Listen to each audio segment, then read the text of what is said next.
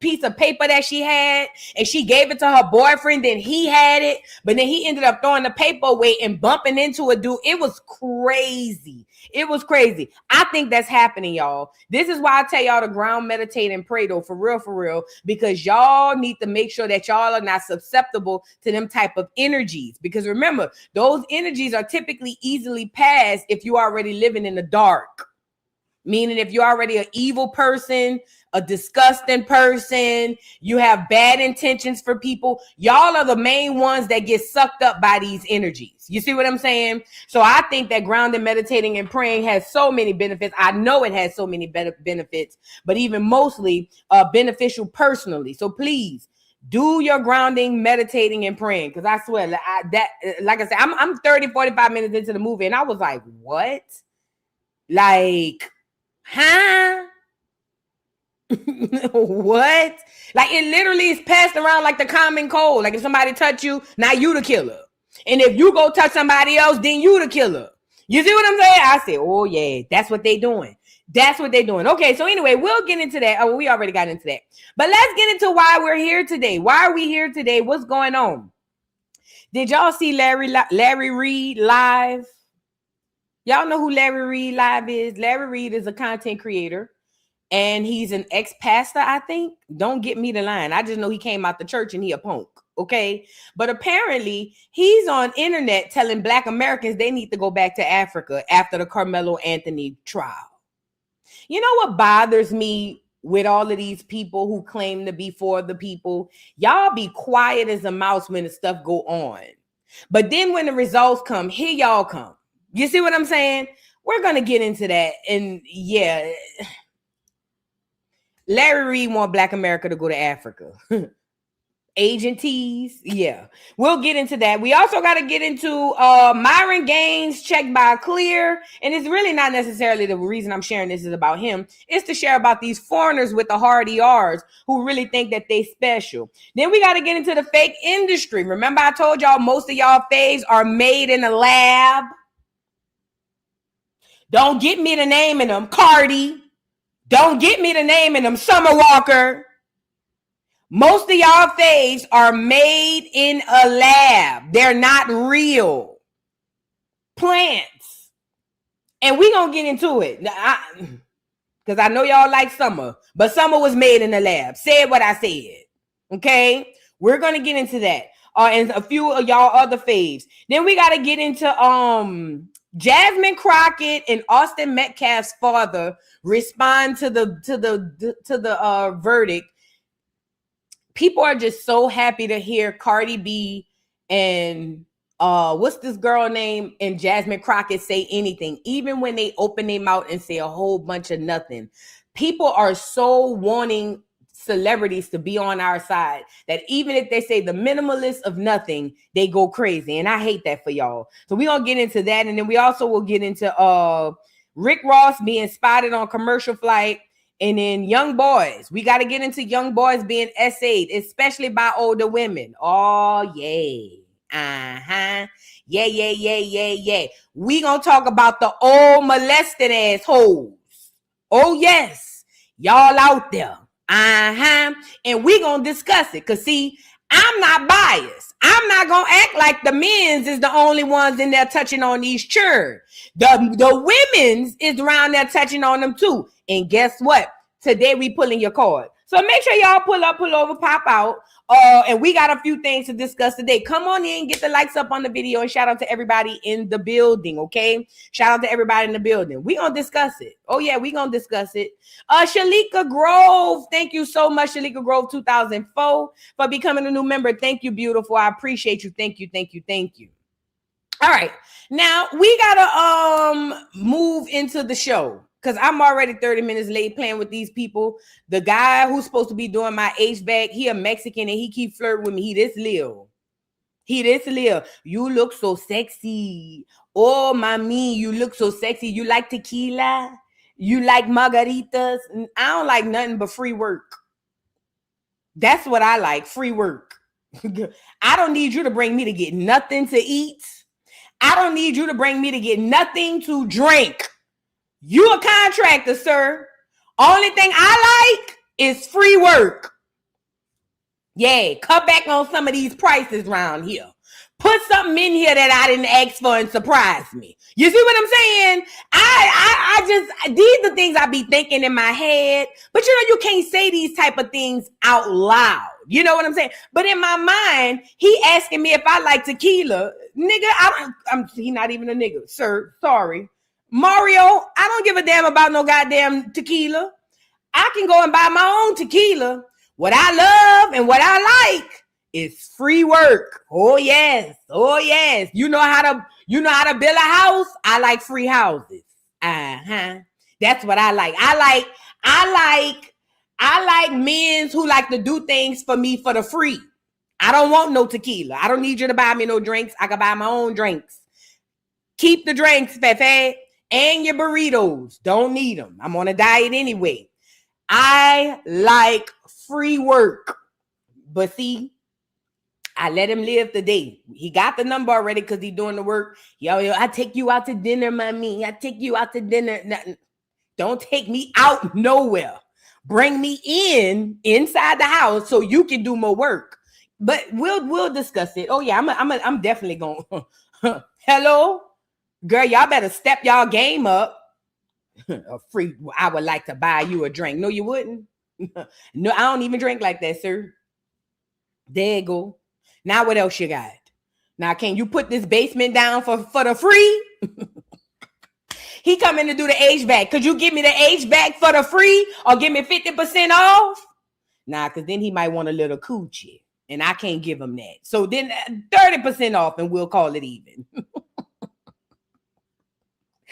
30% off and we'll call it even. 50% he might want a little cooch. And I'm not giving him that. I'm sorry. He too little. He a little Mexican. Not doing it.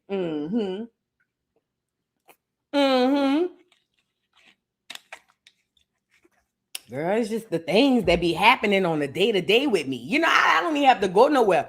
The craziness comes to me. It's ridiculous. Now, let's get into the show, y'all. Get the likes up on the video. Right. Can I bring you my building plans? Like, I did wanted to add another thing to this over here. I sure would like to have my shower redone upstairs in my master bedroom. I don't like that tile no more. I was looking at some other tile. You want to go to Walmart? And not Walmart. You want to go to Lowe's? I got a Lowe's card. You want to go to Lowe's? Come on, let's go on a date to Lowe's.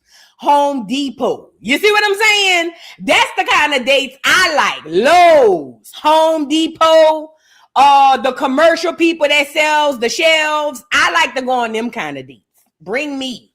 Now, see, you want me to grab my keys in my purse? Say we about to go to Lowe's. Hold on. I ain't leaving with no broad, nothing, Lord. Just say we on the way to Lowe's. I'm on my way. Say less. You want to get between my legs? Take me to... You want to get between my legs? Take me down to the local Lowe's into the lowest Walmart. The local Walmart. Not Walmart. Lowe's, Home Depot, and anybody that sell wholesale items for houses and things of that nature. That's how you get between my legs. Other than that, I don't need no drink, baby. I'm trying to drink water. Look, I'm over here drinking small water, baby. I'm good. Let's go down here to the, yeah. Yeah, let's go over here by the people. You see what I'm saying? Now let's get into the show, y'all. I'm sorry. Next thing you know, you slept with that Mexican. I had to do what I had to do. Don't judge me. I know you didn't give that Mexican no coochie. I had to do what I had to do. I'm just playing. I ain't gonna sleep with that man that I know of. Let's get into the show. Get the likes up on the video. Cause I ain't gonna lie, if he bring me the Lowe's, I might entertain him. Just a little bit, not a lot though, just a little bit. And then he could buy the tequila. Then we could see how it go. Now let's get into the show. Y'all remember part 1 of Ozempic? Remember yesterday we discovered Ozempic was allegedly made with lizard venom, which is why it's turning all these people into old ass women and look old in the face. We got part 2 of that video, y'all. Let's get into it. Stay off that Ozempic and them GLP-1s. Remember, GLP-1 is Ozempic. Ozempic is GLP-1, allegedly. Let's get into it.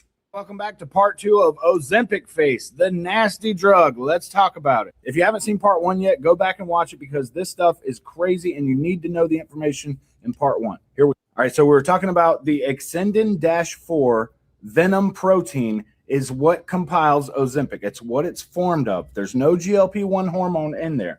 And the black box warning published by the FDA on the box of Ozempic says that it has, you're tripling your risk of developing thyroid cancer called medullary thyroid cancers. It says it right on the box. Oncologists from around the world are calling Dr. Artis, who I got all this information from, and telling him that those who are diagnosed with new cancer after starting Ozempic and Wegovy, we're seeing explosions of breast cancer diagnosis in these people within a year or two. The venom from this Gila monster lizard. Okay, wait. Now, he got me with the breast cancer diagnosis because I do have this question because I do know a lot of Black women. Once we found out about Ozempic, a lot of Black women ran down to the nearest doctor and went hurry up and got on Ozempic. But then I also know that a lot of Black women suffered from breast cancer. You got the vaccine, the COVID vaccine, you got this, all kinds of other things. Black America, we need to start paying attention to what's happening prior to the reaction. Like cancer is the reaction. What are we doing in groups? What have we done in groups to cause our group to get this type of cancer? Not saying that we caused the cancer, but what have we done in mass that makes us the number one target for these diseases? Like birth control. You see what I'm saying? All kinds of other things we need to pay attention to, but this Ozempic is something different. Is published to cause a nerve growth factor, an epidermal nerve growth factor. Those are two oncology terms, cancer terms, for the growth of tumors in the brain and in your organs. That's what Ozempic is. It's literally marketing and propaganda. There is zero GLP-1 hormone inside of Ozempic and Wegovy. It's the venom protein Exendin-4 from the Gila monster lizard, the venom. That's what you're injecting in yourself. Guess what else is also published? That 1 in 5 people are going to develop diabetic retinopathy, meaning your retina detaches from your eyeball and you become permanently blind for the rest of your life. But congratulations, you lost some weight. Also, People magazine published 6 months ago an article called People on Ozempic are now reporting eye rotting disease. That's what they're called it. Venom destroys human tissue. It is not a cure for anything. But hey, if you're losing weight, congrats. Do you really believe you're overweight because you're Gila monster venom deficient? I don't think so. And if not, then why are you injecting yourself every day with it? Look, medical doctors have no idea about this stuff. You have to do your own research. The pharmaceutical reps are not telling them this stuff. There is open research. You can read yourself. You can look at the published articles, the published studies. The venom is what's in there. It's crazy. Stop taking Ozempic. Send this to somebody who you know is taking it or is thinking about taking it because they do not need venom in their body. Love you guys. And now, let me say this, y'all. I'm sharing this because I know a lot of my people have been taking that Ozempic. Leave that stuff alone. This clear man ain't lying about what he done researched. And I haven't even looked it up, but I'm pretty sure he's not lying because I'm seeing the results of so many people popping up with these cancers. I didn't even hear about the eye. He said the retina detaches from the eye. These are side effects of people just wanting to look thinner.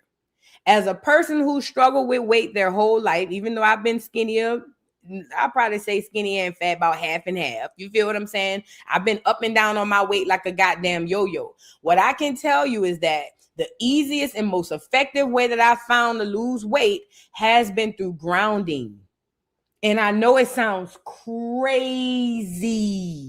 I know y'all sitting here saying, Voodoo, that don't make no sense. How the hell can grounding make you lose weight? How can meditating help you to lose weight? What happens is when you're grounding and you're meditating, you're making internal changes that will ultimately affect you in the external. Does that make sense? Give me up here. I am the girl who have tried every damn diet they done had. I done had every drug they done had. I done lost weight naturally without drugs. I done lost weight with some of the drugs. And I'm here to tell you, when you go internal, when you go inside, right?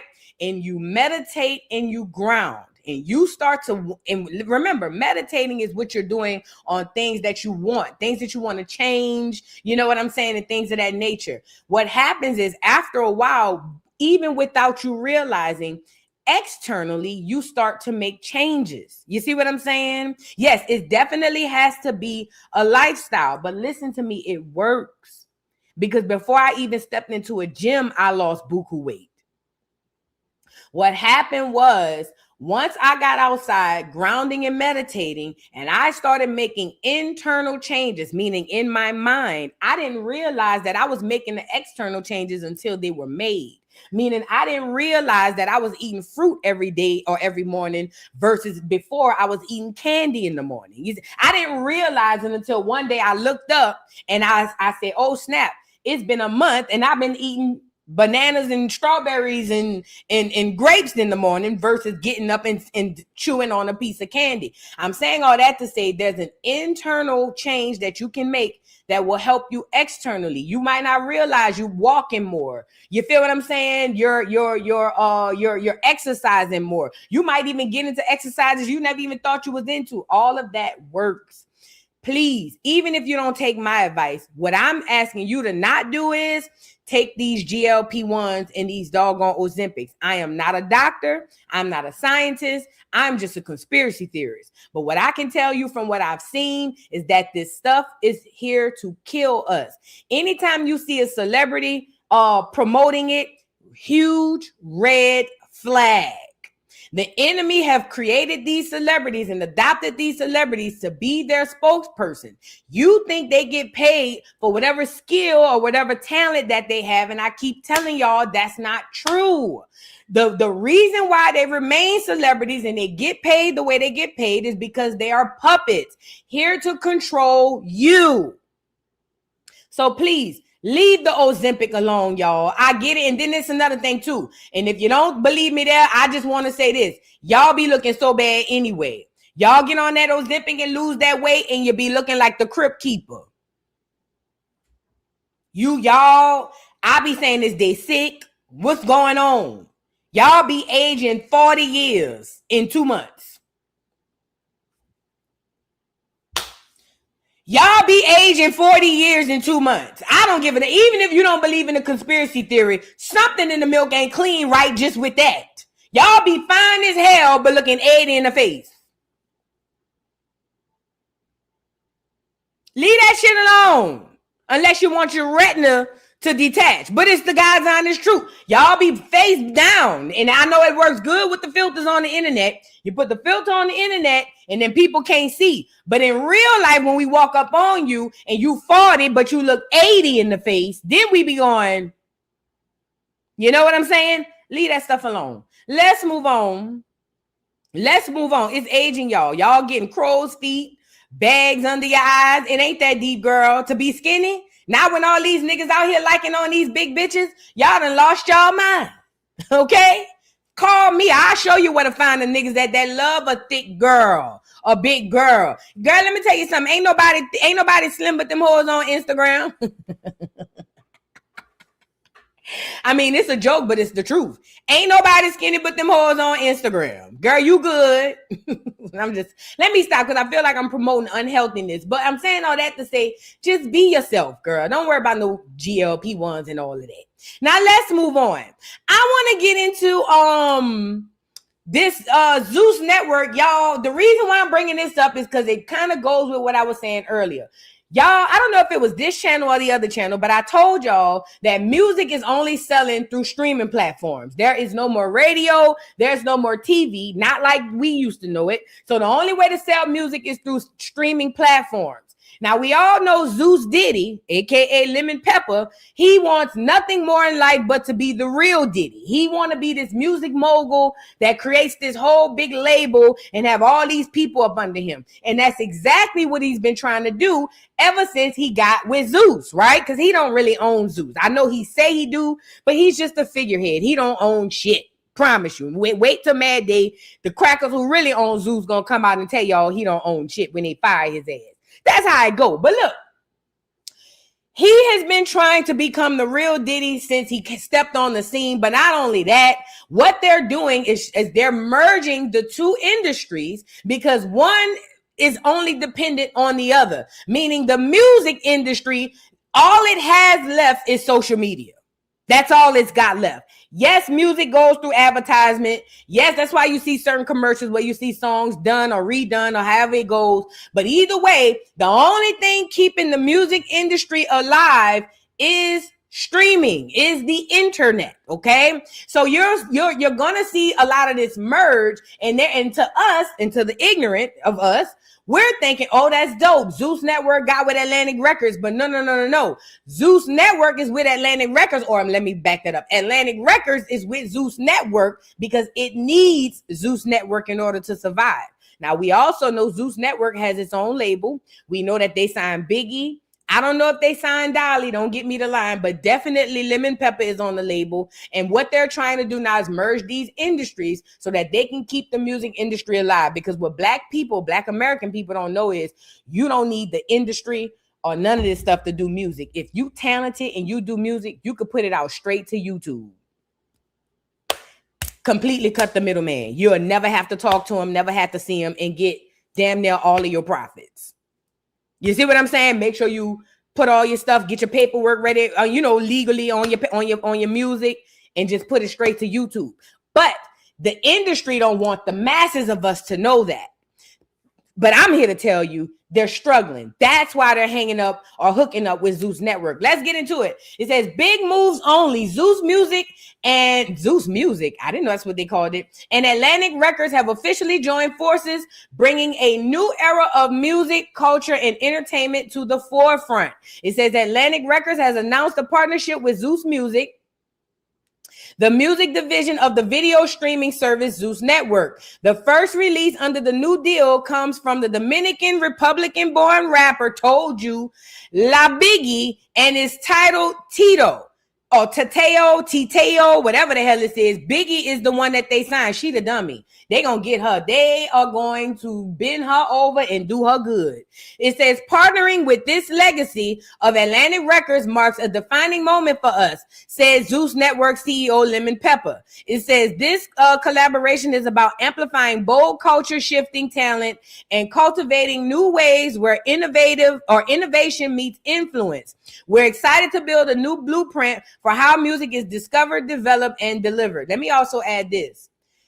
The music industry knows that they don't want real talent in the industry anymore. Gone are the days where we get real talent. This is why the hottest song right now is Where All My Scamming Ass Bitches At, Spending That Money. That's why people like Sexy Red actually was a real artist. They don't want real artists no more. Y'all, they have dumbed down our ears, not mine. I'm just putting me in there because I'm a person. They have dumbed down our ears so bad to where the worst of the worst is being celebrated amongst us as the best. And what the industry knows is in order to continue to grab more Sexy Reds, poor, busted, and disgusted hoes out the hood who willing to sell their soul, their churn soul, and the soul of the rest of Black America. In order to do that, they got to get an ear to those streets, aka hoods. This is why Atlantic is also probably teaming up with Zeus. They can go have the pick of the litter of any one of them hoes who really can't rap in real life, but we could put a good beat behind them. Okay? I need y'all to understand this and know this. We don't even have if you don't listen to old music, you don't have an ear for music. That's why y'all get these girls, the Coco Jones of the world, and y'all just go to falling all over these people, and these girls are average at best. Said what I said. Even Summer Walker. These hoes is average at best. These are not the great artists and singers y'all think that they are. But it will make you think that if you don't have a palate for real good music. Does that make sense? See, I go listen to jazz, live music. I go listen to concerts. Well, I haven't gone to a concert in a while, but I've gone. I love live music. I'm from New Orleans. That's all I know. You see what I'm saying? On top of that, I understand and listen to classics. I don't listen to none of this crap y'all listen to. But they dumb down your palate to make you think that the Summer Walkers, the Coco Jones, and all these other half-ass, average at best ass hoes and people in the industry are great, and they are not. Okay? And I know if one of them is your fave, you feel some type of way. Oh, well, Tough Titty said the kitty, but the milk was dry. Okay? I don't know what else to tell you. Partnering with the legacy of Atlantic Records marks a defining moment for us, says Zeus Network CEO Lemonwell Plummer. This collaboration is about amplifying bold, culture-shifting talent and cultivating new ways where innovation meets influence. Child, please. I ain't even reading all of this. I'll show you something to back this up. Hold on. I'll show you something to back up everything that I'm saying. Get the likes up on the video. Please and thank you. Let me show y'all.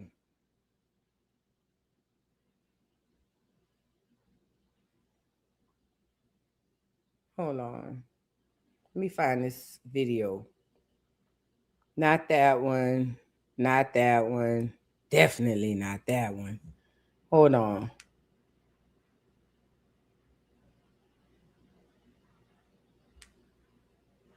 I thought I shared it. Hold on, let me see. Oh, here you go, here you go. Now, let me show y'all that what I'm saying is true. Now, remember, the first person I heard that really explained it like this was Dick Gregory. Dick Gregory came out and told us in the 90s, I want to say, that, what's that dude that sang All Night Long? Lionel Richie.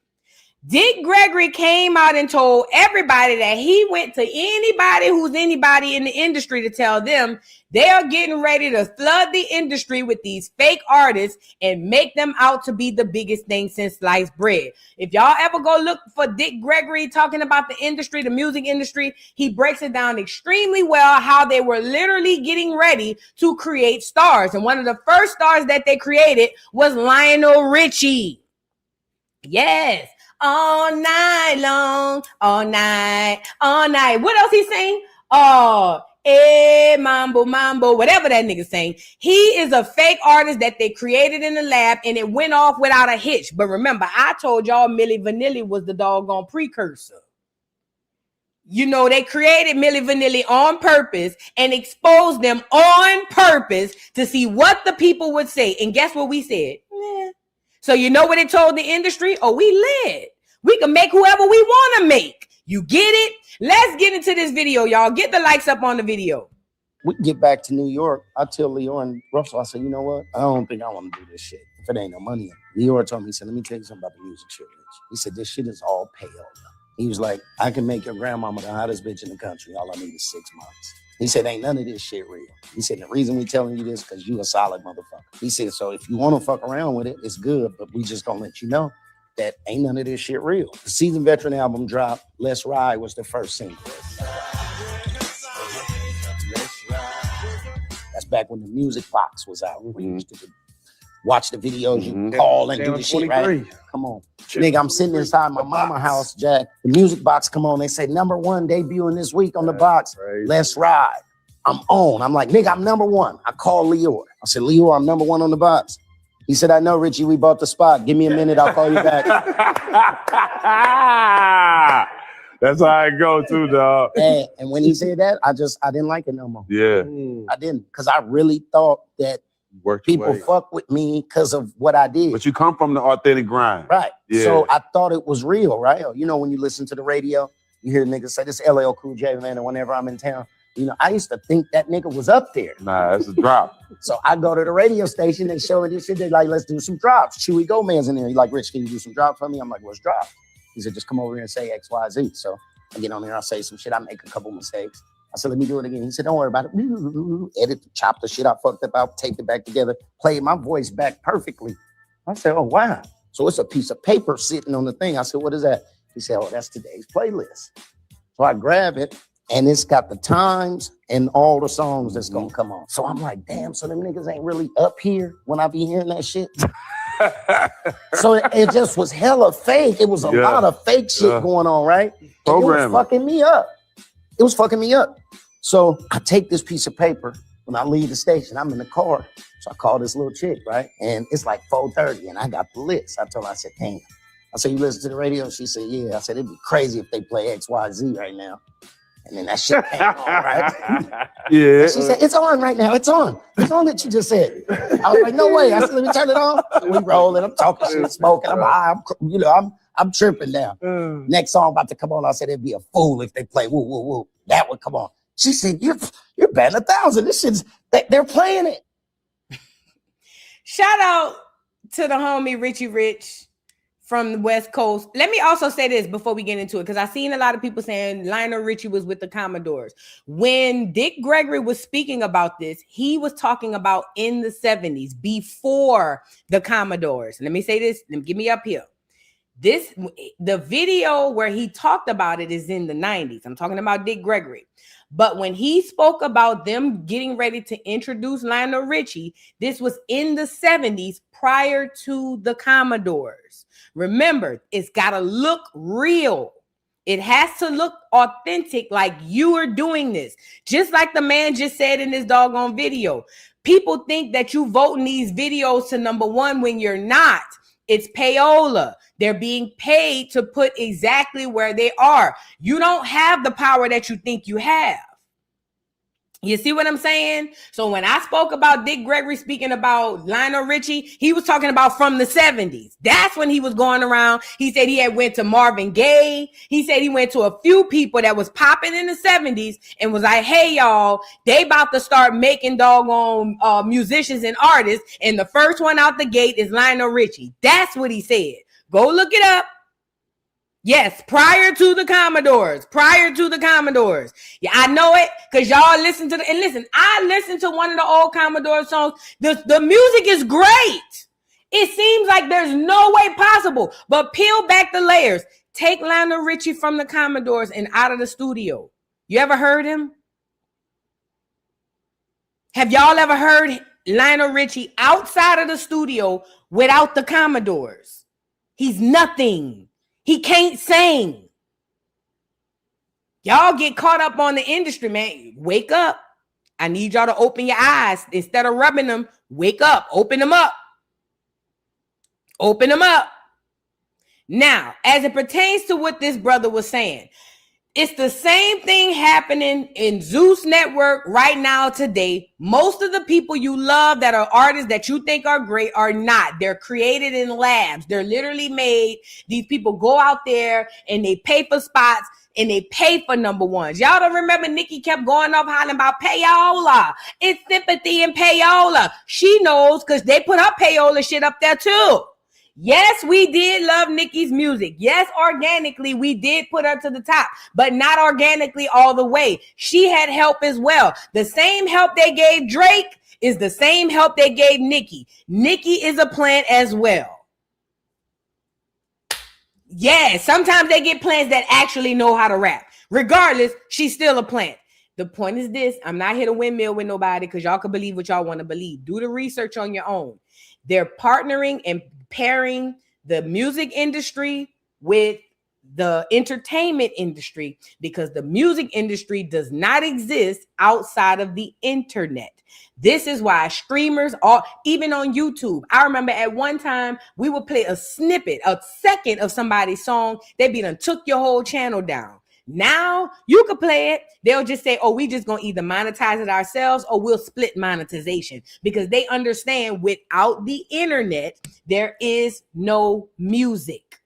We don't watch enough movies to keep it alive there. You see what I'm saying? So they need the internet. That's why they're partnering up. But again, I need you to understand most of the music that you like, you didn't like off the cuff, no way. It's a bunch of stuff that they made you like after they played it after a while, okay? Now, let's get into some health stuff. Remember I told y'all they've been lying about our levels lying about our cholesterol levels, our diabetic levels. They've been lying about our blood pressure levels, all to keep Big Pharma in business. Let's get into a clear man saying exactly what I said. But I told y'all they're measuring us against these clears, and they're not human, or at least we're not human. We're gods. They're using our stuff to measure against theirs, but even them, they screwing them over too. Check it out.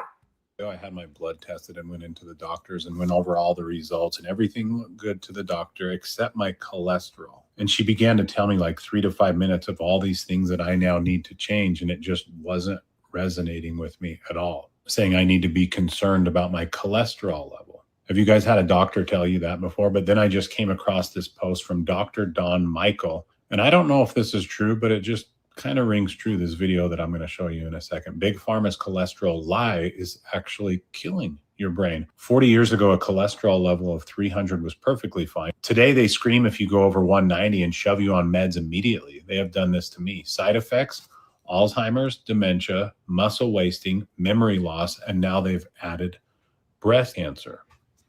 40 years ago, a cholesterol level of 300 was perfectly fine. I'd like to suggest to you it's perfectly fine today. And what are we told? You can't go above 190, is that right? And if you go above 190, what are you told? You've got to go on cholesterol-lowering medication. Are you ready for the side effects of cholesterol-lowering medication? Alzheimer's, dementia, muscle wasting, memory loss, and they've just added another one, breast, because our sex hormones are made from cholesterol. The Framingham Heart Study, it was a study that was put together to prove that cholesterol causes heart disease. It's 40 years later and it still hasn't proved it. But you know what it did show? People with high cholesterol levels don't get Alzheimer's. Why don't they get Alzheimer's? Because the fattiest organ in the body is the brain, and it loves fat as fuel. Depriving the brain of fat is a disaster. If someone's on a fat-free diet, on cholesterol-lowering medication, got a mouthful of mercury fillings because mercury damages this myelin sheath, and they're eating fish every day, can you see that's a recipe for brain destruction? If you are on cholesterol-lowering medication, you can stop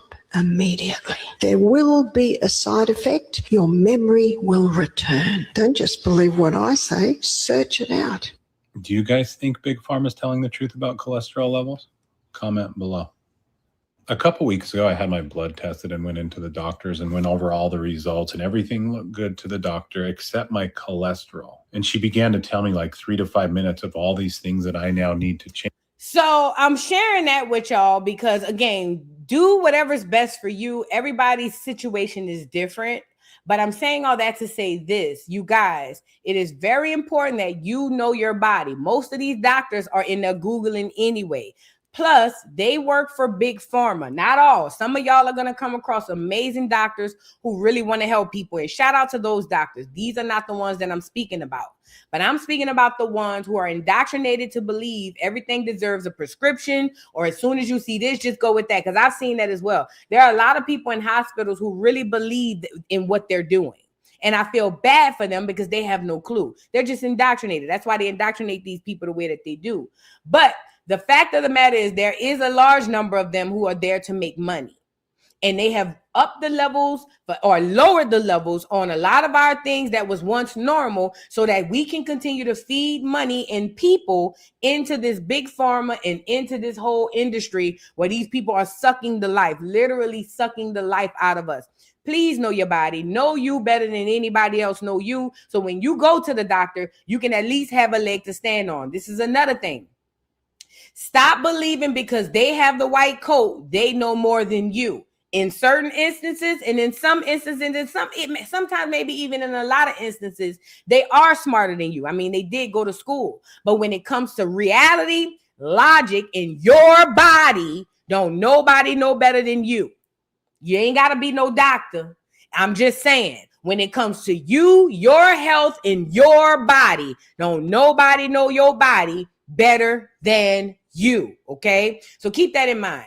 Now, let's move on. Who is this couple in Louisiana that was sentenced to 40 years for a pyramid scheme? What done happened? Apparently, this couple in New Orleans, not New Orleans, Louisiana. Let me not put that on New Orleans. That ain't us. Okay? This couple in Louisiana was arrested A Texas couple. I'm sorry. Let me take that up. Let me take that back. That ain't Louisiana. That's Texas. That's y'all.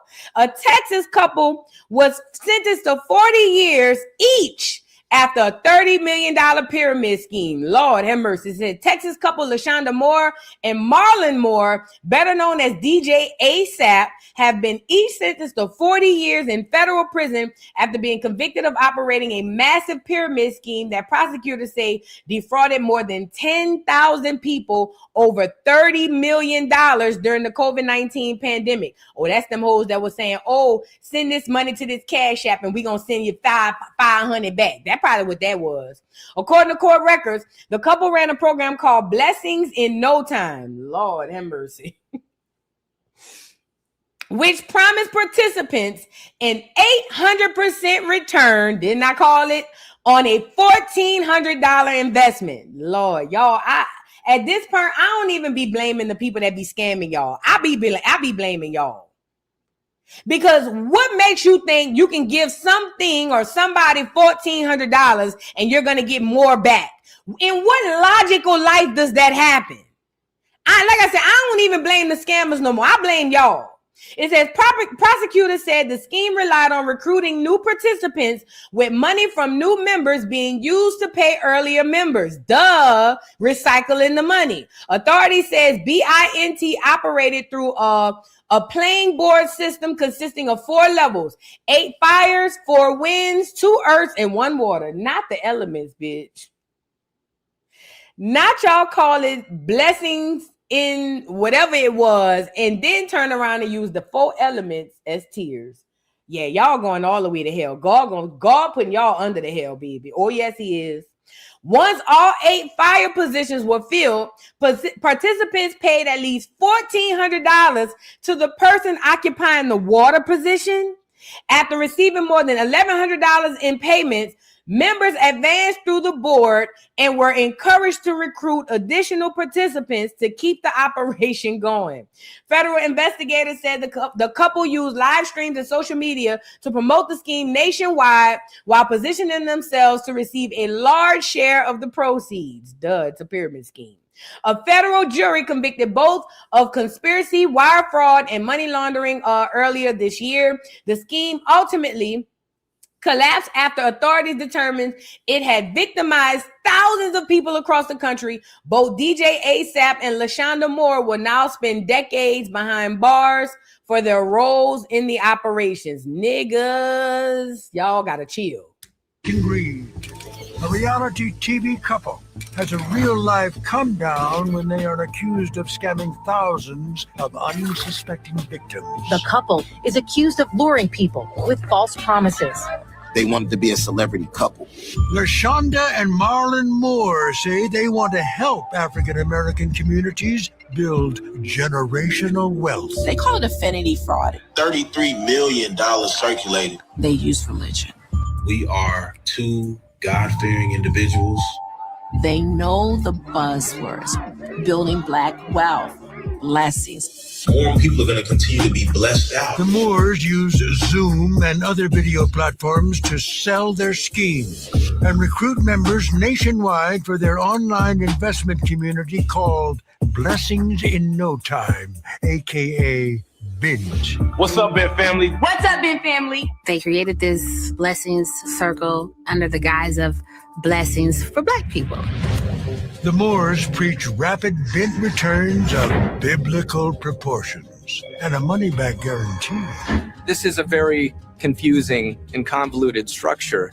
The FTC says BINT is an old-school fraud. Greed is like the venom of a snake. With a modern spin that the Moores hype as totally legit. It's always and still will be big.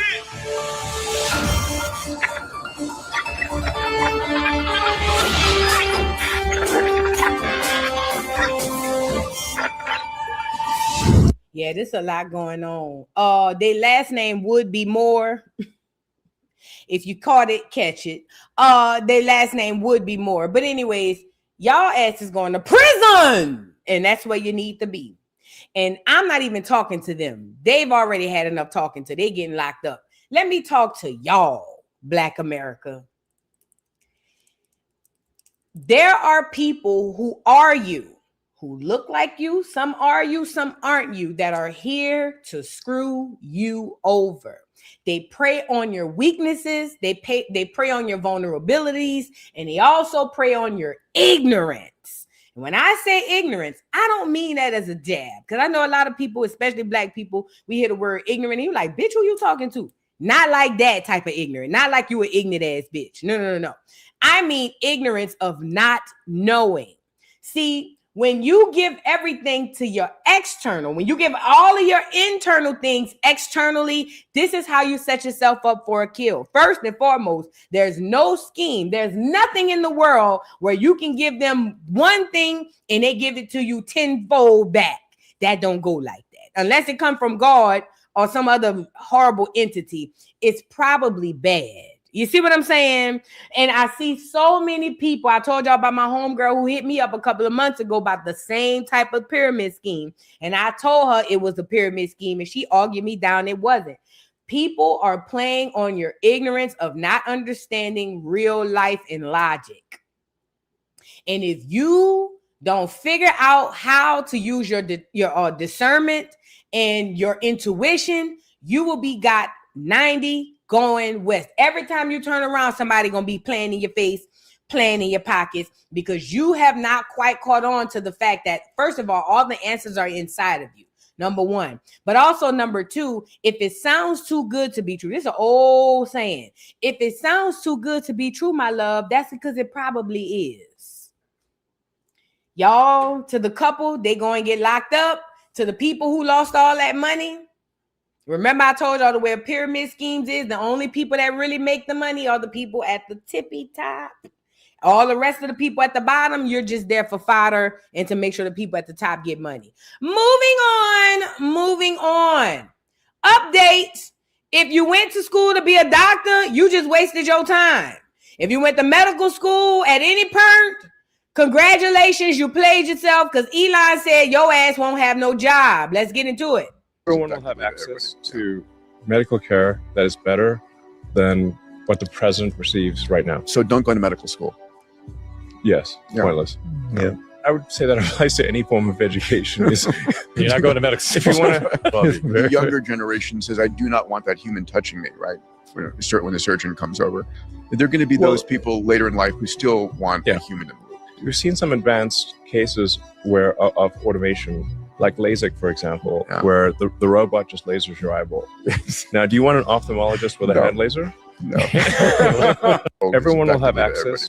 So what they're banking on is us being so attracted to convenience that we be solely reliant on AI and robots. And so what Elon is saying is that people who are going to school now, I know y'all got children who want to be doctors and lawyers. I'm not telling you not to tell them to do it, because they should go learn it. But what I'm saying is they're not going to have jobs in the industry or in the system, because the system will only allow for AI and robots to do all of your medical stuff, all your law stuff as well. I told y'all the police about to go too. Ain't going to be no more police, girl. It's going to be a couple of them little 1-2 sniggly giggly. You feel what I'm saying? To make sure they with the AI and the robots. All of these jobs occupied by people, gone. Elon already told you, you ain't going to have no job. You ain't going to have nothing. You just going to be being.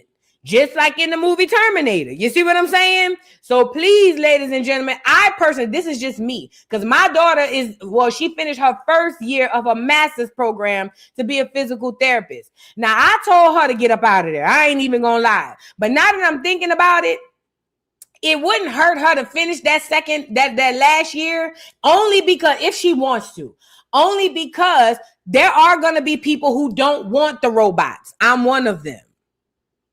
I'd rather trust my luck with a person than the AI and the robot. Does that make sense? There is going to be a industry or a calling for people who actually do the work, for real people. That's going to be a real thing. So I wouldn't tell your children not to go be doctors and lawyers, but what I would tell them is if they're going to do it, have a backup plan, because they ain't going to hardly find no jobs. But what we can do, Black America, for those of us who have children, of those of us who have the experience, we can create our own situations, our own small clinics, our own small hospitals. That way we ain't got to go run down to the big hospital. You see what I'm saying? If we got the common cold, or if we caught the chicken pox, or if somebody, like, you know how they got them, y'all know how they have those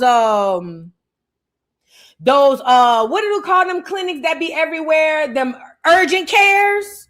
We could create our own urgent cares. That I get it. At some point, we're gonna have our own hospitals too. We getting all our stuff back. But I think you gotta crawl before you walk. I think that those people, especially Black Americans, we can start opening up private practices and have our own little small stuff. That way we ain't gotta be running to AI and robots every time something go crazy. You see what I'm saying? That's just me and my suggestion. Who am I? I'm just a regular random, bald head on YouTube. So please don't pay me no mind. Just keep your ears open. Does that make sense? Now I want to show y'all this other video that kind of goes with what I'm telling y'all as far as how they want the new world to be. Remember, we are in the new world order. If you think it's coming, welcome to the party. You're late. We already here. Let's get into this clear woman. Tell us about 2030 and the elites and what they want us to be doing. Listen to the elites tell us how the future is going to be with their Agenda 2030. Listen to this craziness. In the developed countries, the big winners are countries that have shrinking populations. You do not even have to have elections anymore because you can already predict, and afterwards you can say, why do we need elections? Because we know what the result will be. Our primary mission is, in fact, to set a global standard for the world for behavior. What we are very proud of now, the young generation, like Prime Minister Trudeau, President of Argentina, and so on, that we penetrate the cabinets. You want the function, you want the service, right? Why do you want to own a cell phone if you can just lease it? And if you lease, why shouldn't you lease your refrigerator or your washing machine or your dishwasher? Or why do you want to own it? I propose putting an end to anonymity on social media. If 1 billion people stop eating meat, I tell you, it has a big impact. Can you imagine that in 10 years when we are sitting here, we have an implant in our brains? And we measure your brain waves. There's some really interesting research that we can plant false memories in the brain. People believing that they've been at Disney World with characters who are not Disney characters, taking photographs with those characters. And substituting humans for machines is going to be far easier in those countries that have declining populations. I can argue. You see what I'm saying? These people telling you what they trying to do, bro.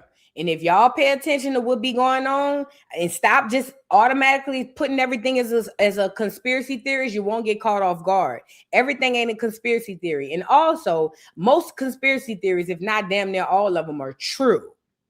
That's why they got y'all just saying, oh, it's a conspiracy theory. And y'all just going about y'all business because y'all believe that it's all cap. But it's true.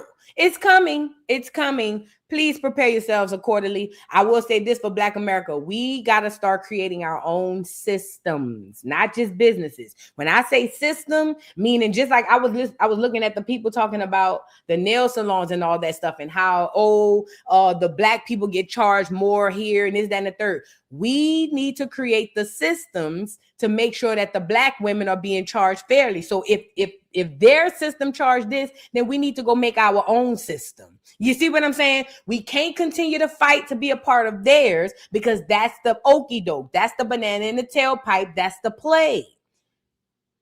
I can only give the suggestions. We have to create our own systems. And I believe a system of urgent cares, Black American owned and operated, FUBU by us, a system of urgent cares. It don't take much. System of urgent cares, especially in Black low downtrodden neighborhoods where they absolutely need them. I think that that's a perfect idea. Perfect. We got so many people coming out of medical school, people who've been doctors for ages, who could train these people, all kinds of stuff. I think that's perfect. That's just me. Now let's move on, y'all. Get the likes up on the video. Now we got to get into this Rose bit. Rick Ross, Rose real quick. So apparently Rick Ross was spotted at the airport flying commercial. Now, I must say, a person who flies often, most of your faves fly commercial. As a person who flies often, most of your faves are on the commercial flight, okay? I know because y'all don't get to see them as often, and I know because they get on the internet and lie and tell y'all they super rich. These people they get on the commercial flights. I done seen so many celebrities on Spirit Airlines, okay? However, the problem with the celebrities is, especially one like Rick Ross, is he calls himself the boss and he's rich and he's got this, that, and the third. He claims he got his own jet. So now the people are saying, Ross, I know you're not in the airport sitting there waiting on the flight with me. You see what I'm saying? So somebody caught Rick Ross, at the airport on a flight, waiting for a flight, and he lost it. He don't like the fact that people caught him on the airport or at the airport. They say it was Uncle Murder. Now, you know, Uncle Murder is real friends or real close with 50 Cent. And you know, there's the online beef that they've been having for 45 years. You see what I'm saying? So apparently Rick Ross got upset that Uncle Murder took the picture, or somebody put it out there, and he's responding to them. It says, Rick Ross calls out 50 Cent and Uncle Murder after alleged photo surfaces of him waiting on a commercial flight. Quote, you had a baby with a sex worker. Okay, let's get into it. I don't know what that's like, but I can only imagine. That nigga had that chopper in that nigga, my baby mama mouth. But I'm gonna let you know, 50, take it like a player. You had a child from a sex worker. I mean, she a sex worker. No big deal. Let her come to the car show. You know the car show this Saturday. Let her come to the car show. Bring Sear to the car show. Uncle Murder, you could bring Sear. I promise nothing won't happen to you. I promise. It ain't nothing but peace at the promised land. But bring little man, and it's all good. He can get his teeth clean too. Real though. Was that see me? Let me tell you something. I suggest you rarely respond to anybody that's not in your tax bracket. I repeat. On social media, Rose recommend you rarely respond if somebody not in your tax bracket. But for me, it's so entertaining. It's so entertaining when you got niggas with bad skin like Uncle Murder and niggas who happy to be making niggas cheeseburgers on the road, and then you got another nigga going through trauma like 50. Niggas standing far back getting head from your hoe and shitting on her for 10 bands a month. Niggas going through trauma. So for Rose, y'all forgive me, but it's entertaining. And then I use these niggas to promote my car show June 13th. You know what I'm saying? You feel me? Dirty niggas. So I can promote my soap, slippery soap. You feel me? Was that see me? So that was his response to being found in commercial or flying commercial. And again, it wouldn't be a problem if he wasn't online playing and cosplaying as the boss who has his own jet. And I think he does have his own jet or whatever the case may be. Now, the boy, Rick, what his name? Uncle Murder respond. This Uncle Murder? He an ugly little dude. No shade, but he an ugly little dude. Ugh. I ain't know he looked like this. We ain't hide like Rick Ross in the airport neither. Oh, he ain't too ugly. He medium ugly, just like I like him. He medium ugly. It's all good. Heading back to New York. Let's go next. Riding through the airport. We ain't on the low. We outside. How y'all doing, people?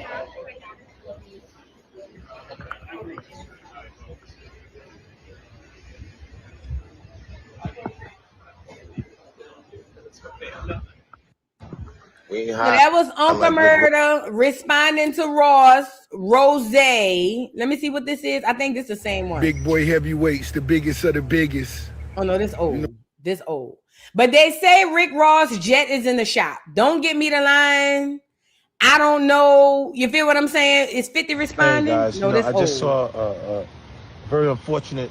That's an old video. The point is this: it wouldn't be a problem if Rick Ross didn't cosplay as if he was the biggest boss with all this money. And he's got these jets and this, that, and the third. It's odd that he says you're not supposed to respond to people below your tax bracket as he's responding. That's a whole other thing. The point is this, Rose. I don't give a damn if you flying commercial. I don't give a damn if your jet's in the shop. Just say it. Just be like, you know what? I had to catch a commercial flight. It is what it is. But to sit on here and bring up the fact that 50 Cent's old lady get peed on and pooed on for 10 bands, even though it was funny, I don't think it was necessary in the response. You know what I'm saying? At the end of the day, you was on a commercial flight. I mean, I hope it was Delta. The hell? Matter of fact, didn't y'all see, wasn't it who that was that got into it on the plane? Wasn't it Ja Rule, Tony Yayo, and wasn't it Uncle? All them niggas be on regular flights, girl. You know how much it costs to charter a jet? Y'all let the internet fool y'all. Let's move on. Let's move on. Get the likes up on the video. Now I want to get into this Karmelo Anthony bit.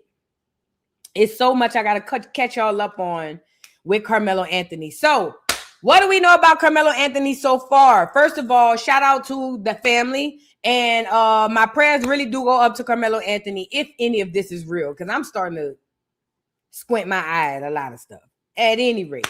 So Karmelo Anthony tried, convicted, and sentenced to 35 years in prison for killing, or at least self-defense form of killing a white boy, Austin Metcalf. That all happened in 6 days. 6. They took 6 days to try and hang this kid. Okay. Now his mugshot surfaced yesterday, the original mugshot. But let me show y'all something, y'all. This is a play. I keep telling y'all, and I'm gonna come on here every day and tell y'all until y'all can see exactly what is going on. These people, the powers that be or were, are trying to get us to react emotionally so that they can harvest our energy, also to take us off our rocker with our healing and things of that nature. And let me show you how I know they're trying to do that. Now, the first photo that they put out with Karmelo Anthony, they had already cut his locks off, right? Why did they then put another photo out where they ski-balled this boy and put him in slave gear? He looked like they done cut off his foot and told him his name was Toby. This is to trigger you, Black America. Because since when did you have to cut off your locks to go to jail? Not only that, also, why are they keep releasing these mugshots with this kid looking as if he's in distress? With the bald head. Remember, also, let me say this too. They understand the power that them locks give. So that's another reason why they would have them cut them off. But that's neither here nor there. They got this boy mugshot splattered two different mugshots splattered all across the world where he looks dehumanized. They done cut his hair off. He looks scared. This is so that you can be triggered to react emotionally. Please don't fall for this. You know, I was struggling with the idea last night of leaving the whole Karmelo Anthony thing alone altogether because I see what they're doing. I understand that this boy is being used as the wand for witchcraft over our community. They're literally using him as the wand to bibbity bobbity boop over the doggone community. I think after the day, I'm not talking about this no more. I'm going to let the internet roll this out. I'm not about to keep consuming my energy and neither y'all's with this. This is my last time bringing up this car. Unless something crazy happened, this will be my last time. I'm not about to keep feeding this beast. I'm not about to keep feeding this beast in my algorithm. That's why I didn't even put him on the thumbnail. Because I'm like, come on, man. They just want us to continue to talk about this over and over and over to make us madder and upset and sad. They just want our energy down. And I'm sitting here saying, come on, man. Come on. They literally using him to be the catalyst to get you to crash out. let's get into it. So, an appeal was filed on behalf of Karmelo Anthony. The family is appealing. Let me say this. Number one, they collected a lot of money through the crowdfund, the GoFundMe or whatever it was, all for GoFundMe to snatch it back because he was convicted of murder. They didn't take none from, I don't know. One part saying they didn't use the money that was in the GoFundMe. Another part said they did use the money to do relocation. Either way, the money was not used for his defense. And I am of confusion with the parents as to how this happened. How? Because I'm hearing that he had damn near a public defender. How did y'all not make sure this kid have the best defense? And I don't want to hear about money because they had to GoFundMe up. What is going on? What is happening? Or what hasn't happened? I am of confusion about this whole thing. These black parents who you love your children. How could you leave him with Dominique Alexander? A nigga you don't know nothing about who popping up with some random organization. How could you put him in the hands of these people as parents? It's just so many questions. You just handed your son over to Texas and hoped and prayed that they did right by him. Here we go. Here we are. Here we are. So now we, the public, supposed to be more mad because y'all dropped the ball. The parents dropped the ball, man. Y'all should have been finding the best lawyers, the best defense, whatever y'all needed to do to get this boy off of this. It's kind of like y'all just threw him to the wolves. And it also makes me think that's why this shit is scripted. Yeah, I'm starting to believe Karmelo Anthony thing is scripted. That's why they picked a name like Karmelo Anthony, because it's familiar. I'm starting to believe all this shit is scripted.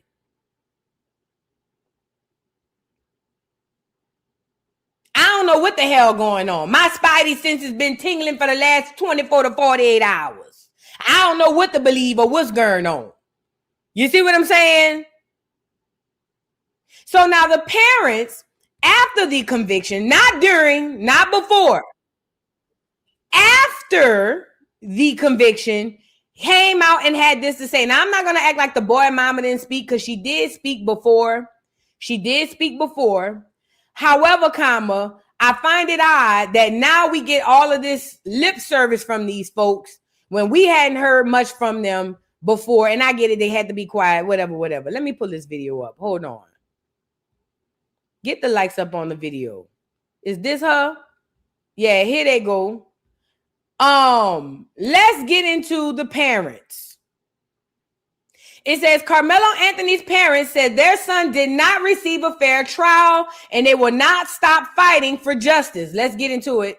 Believe your son received a fair trial? Absolutely not. Absolutely not. Absolutely not. And we're going to keep fighting. Mm-hmm. We will not stop fighting for justice for my son. Mm-hmm. And as parents, have you all struggled with guilt, asking yourselves, is there anything differently? I know, Kayla, you said you wish you had gone to that track meet. Is there anything that you both wish you could have done differently? I wish I would have just been rebellious. I was told, don't talk to this person. Don't talk to this person. I feel like it was just a setup. Now, so they told us, go get white attorneys. Every black person I went to, white attorney. No, white attorneys, they set them up. Pushed them. Hey, here you go. I mean, no objections. It was things were smooth. So because as a father, of me being who I am, I got to make sure she's straight.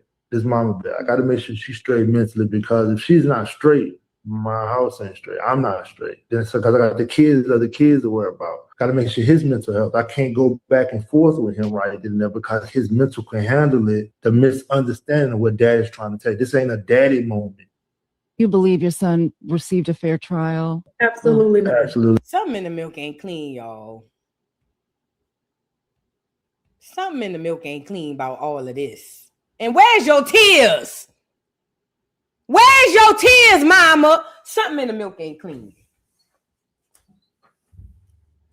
Something in the milk ain't clean. I can't put my finger on it, but something in the milk ain't clean about this.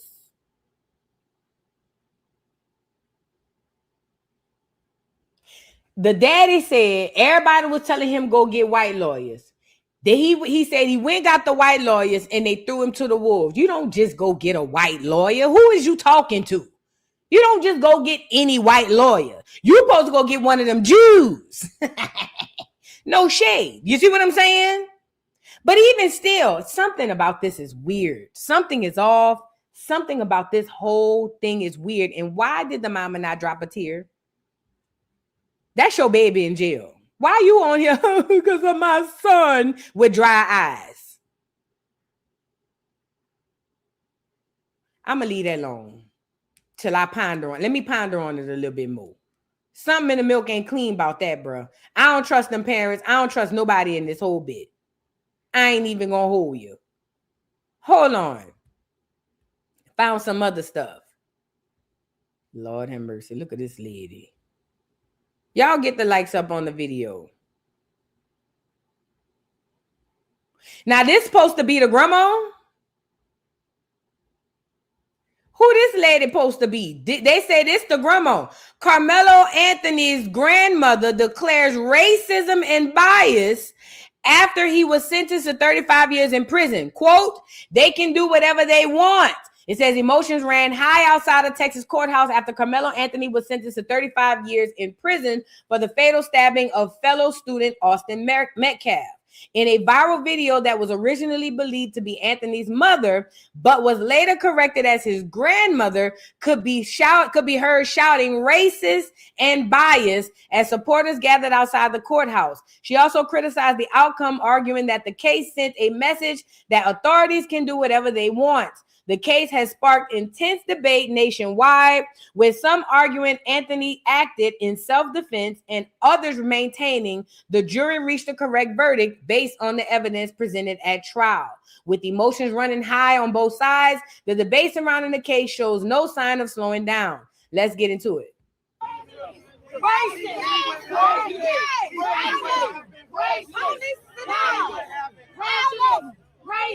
bias, racist, bias. A white person can hit a black boy and hit a white man. That's it. Yeah. They send a message. Yeah. We love y'all. It ain't the end of the road. We love y'all. That's his uncle.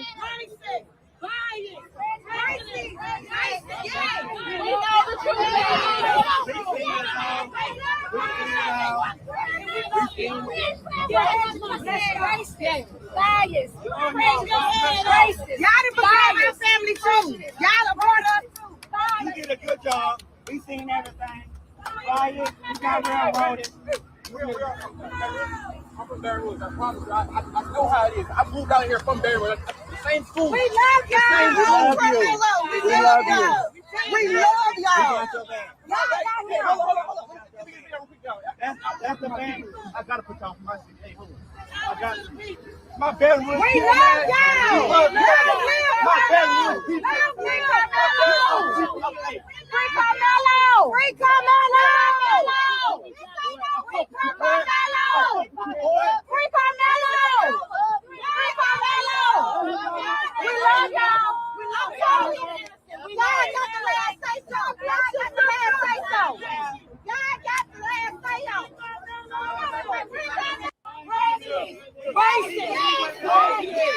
So that's supposed to be the grandma. That's supposed to be his grandma out there telling people to holler racist and bias, racist and bias. I don't know, y'all. I don't know.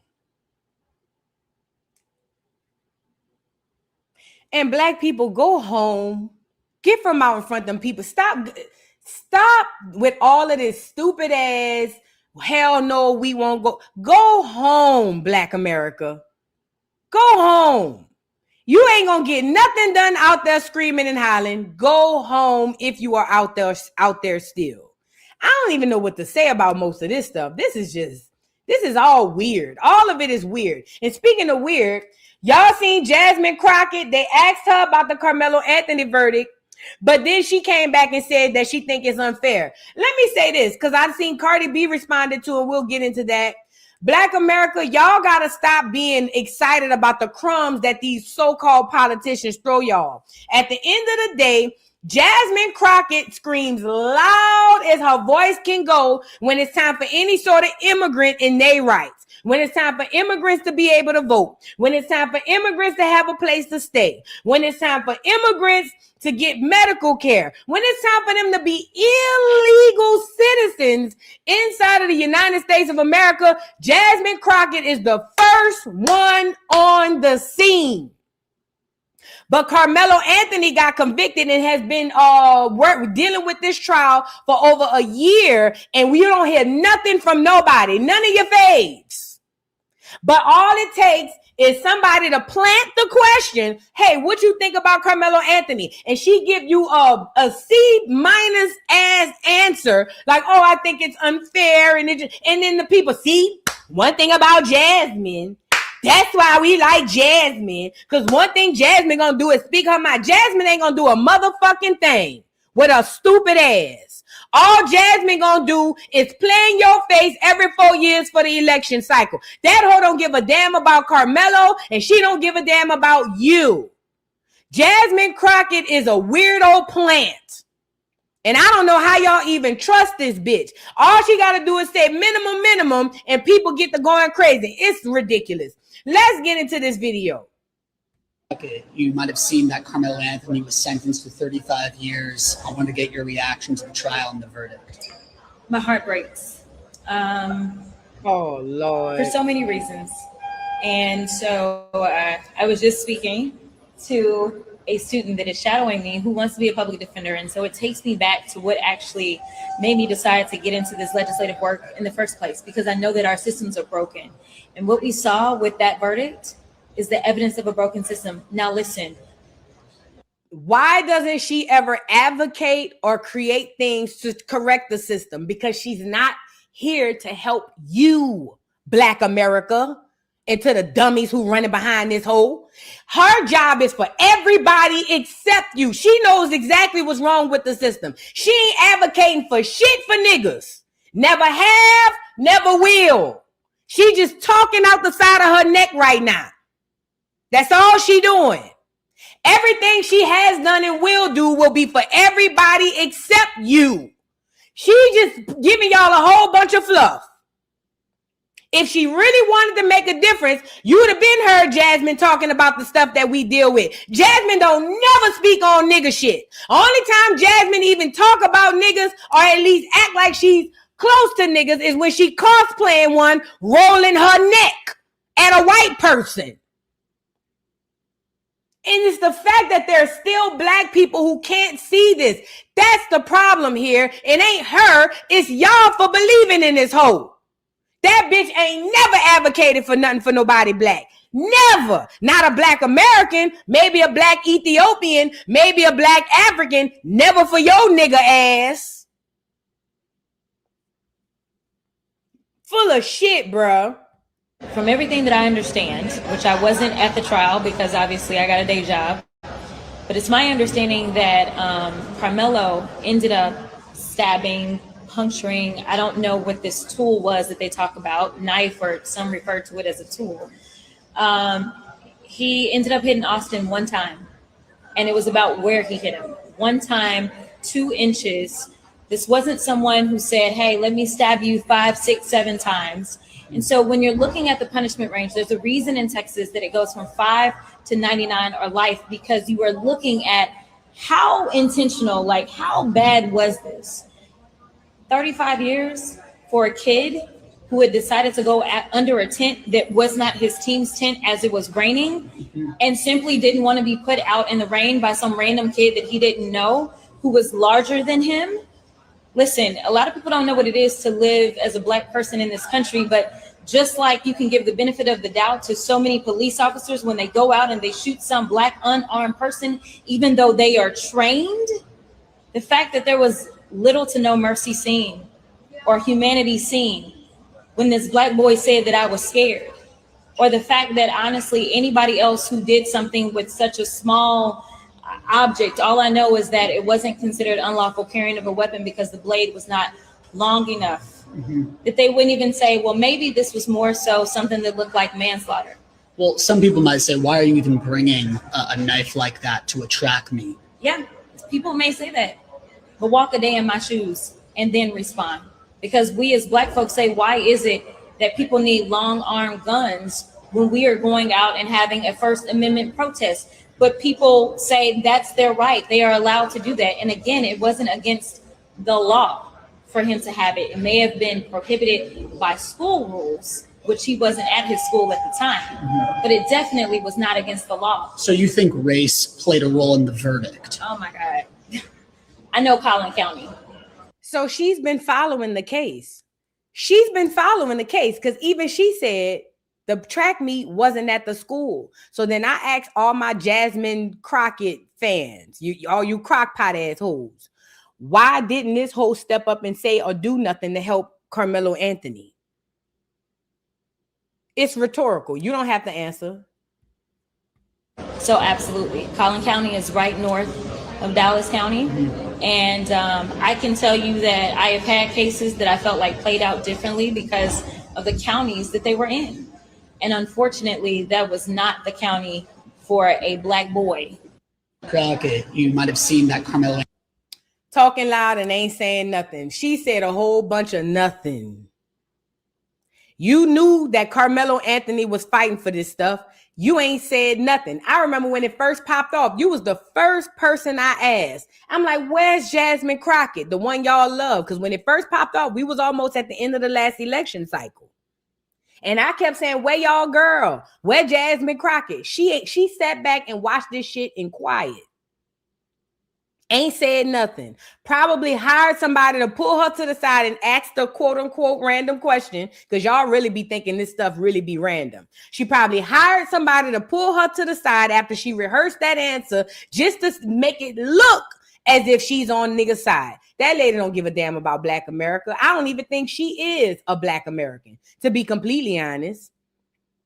She didn't do nothing. She watched it, but she ain't say nothing and she ain't do nothing because she don't give a damn. This another one. Let's get Cardi on here. Cardi done came out and said 1 or 2 yin, yin, yin, and all the Barty gang. See? One thing about it, we always knew Cardi cared. Cardi don't give a motherfuck about no nigga. She fuck niggas, but she don't give a damn about niggas. What makes y'all think this empanada eating ass, fake tooth, fake crab leg, butt ass having asshole give a damn about a nigga or Karmelo Anthony? These hoes is doing what they need to do to stay on your good side and also remain in the algorithm. But it don't take much for certain niggas, especially the ones who is running behind these whack ass celebrities that y'all call y'all gods.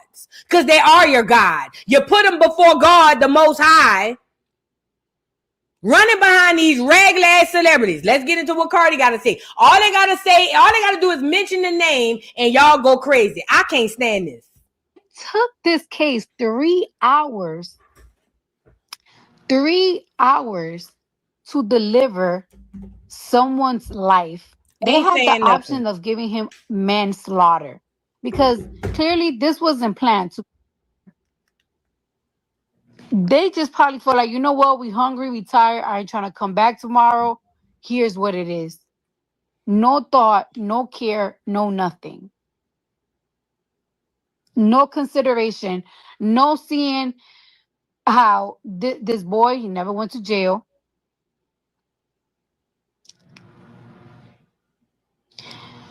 Was a good kid. Was active in school. So if Cardi knew about it, why didn't Cardi use her platform to advocate for him when it first popped off? See, y'all be looking, I'm a different girl. I'm a different breed of person. I know I am. I know my brain works different from most people. Because I wouldn't give a damn about what you got to say after the verdict. If you was watching it, why you didn't use your platform to help the boy then? Because they don't want to help him. They're just remaining in the algorithm. They just doing whatever they can to make you believe that they actually care. They don't. Cardi don't give a damn.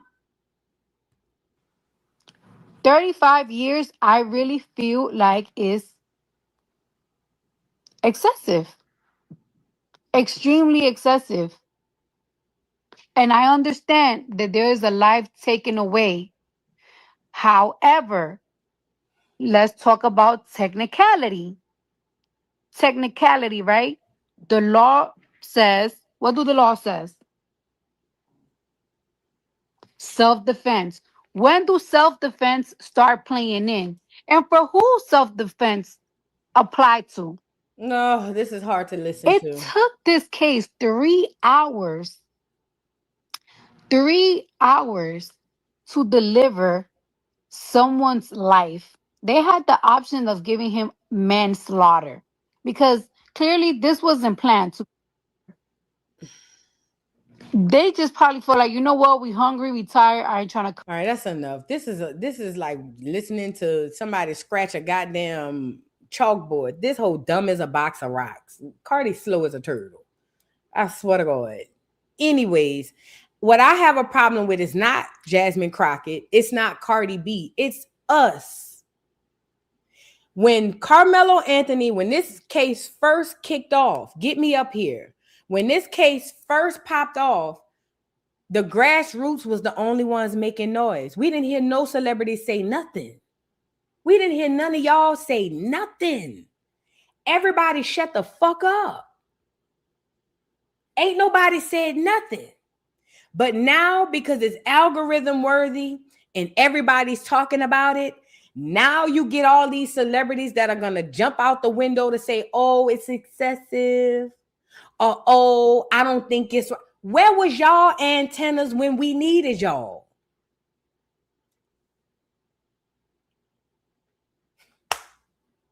But that's all they got to do.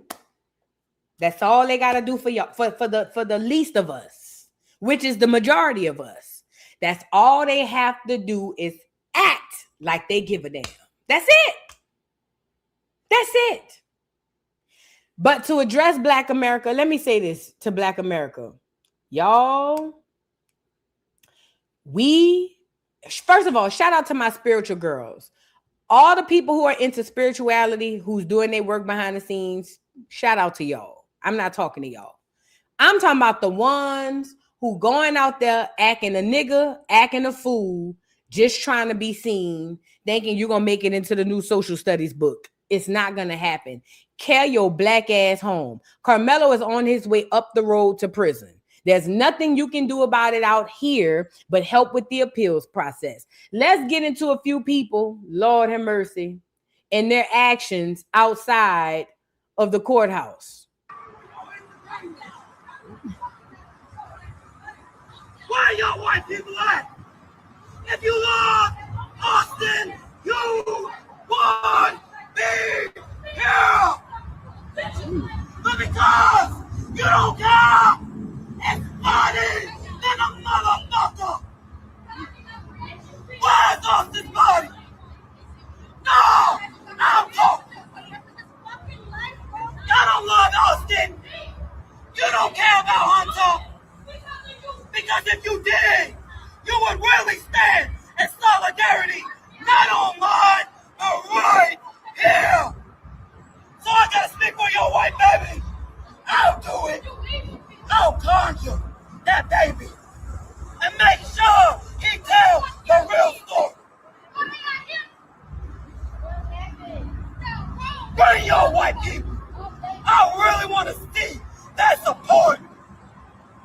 Don't touch me, because when I'm up, I'm up. It's okay.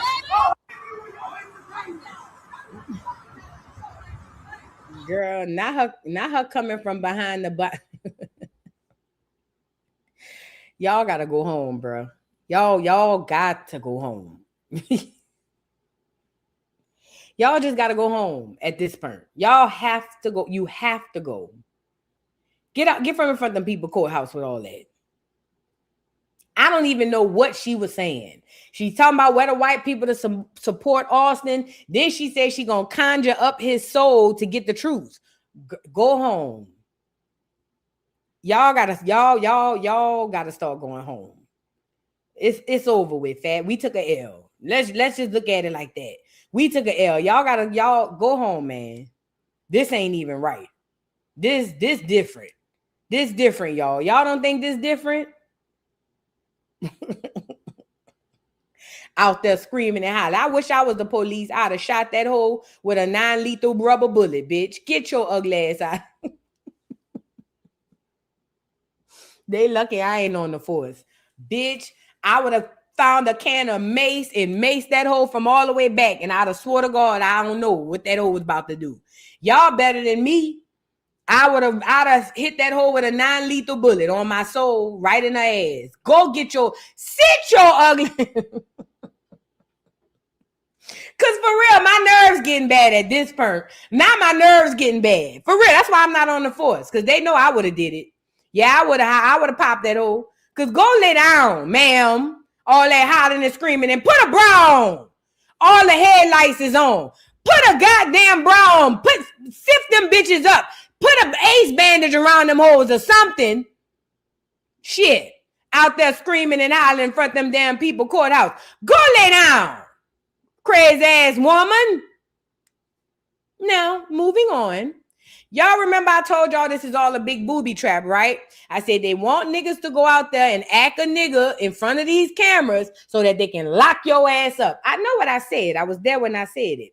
Well, remember the dude who was jumping up and down in front of that clear man face yesterday? Tell me why they locked his duck ass up, as they should. It says Karmelo Anthony supporter Jerome Parker Winston, who went viral for his interactions with a white man outside of Collin County Courthouse, was later arrested unlawfully carrying a weapon. According to journalist Brianna Morello, he was one of the two people arrested at the court after the guilty verdict was read. Let's get into it. An opportunity. Do something, the same thing that you were going to do to her. We both got our hands behind our back. Let's have a conversation. Why did you get in her face? Why did you get in her face? You did. You approached a black woman. Don't do that. That is a woman. That is a woman. That is a woman. That is a woman. That is a woman. That is a woman. That is a woman. That is a woman. That is a woman. A mother. A sister. Okay, you can take your homophobia. It's Pride Month. It's Pride Month, and we got hella pride. Ain't nothing but airing opportunity. Wait, what does Pride Month have to do with it? What the gays got to do with it, sir? Leave the gays out of this. The gays is minding their business. Them people ain't got nothing to do with Karmelo. Let me just say this. Brianna Morello says arrested. The Collin County Sheriff Office has confirmed to me that Jerome Parker Winston was arrested outside the courthouse for unlawful carrying of a weapon. He was one of the two arrests made yesterday after the Karmelo Anthony verdict was read. Now, I seen some people. I said yesterday, I said, y'all, it's a trap, y'all. They want y'all to go down there with your weapons and act a nigga so they can arrest y'all. And I remember I looked in the comment section and somebody said, Texas is an open carry state. Is it? And to who? And for who? If Texas is an open carry state, why did this young man get arrested for unlawfully carrying a weapon in the state of Texas where anybody and anything could be a weapon and you can carry it everywhere? Remember, y'all still working in their system. This day shit. It's kind of like coming in my house right now, right? And I say no shoes in my house. Because I do. Nobody can wear shoes in my house. It's like coming in my house and I say no shoes, but I allow one person to walk in here with their shoes. And you say, but voodoo, I thought you said no shoes. This my shit. I get to say who get to walk in this hole with shoes or no shoes. And I said he could walk in here with shoes. That's the exact same thing happening in the state of Texas. But voodoo, the law says we all can. No. Their law says that they can carry a weapon at any given point in time. But it also is their law. So if they want to say, I changed my mind. If they get to choose, then does that make sense?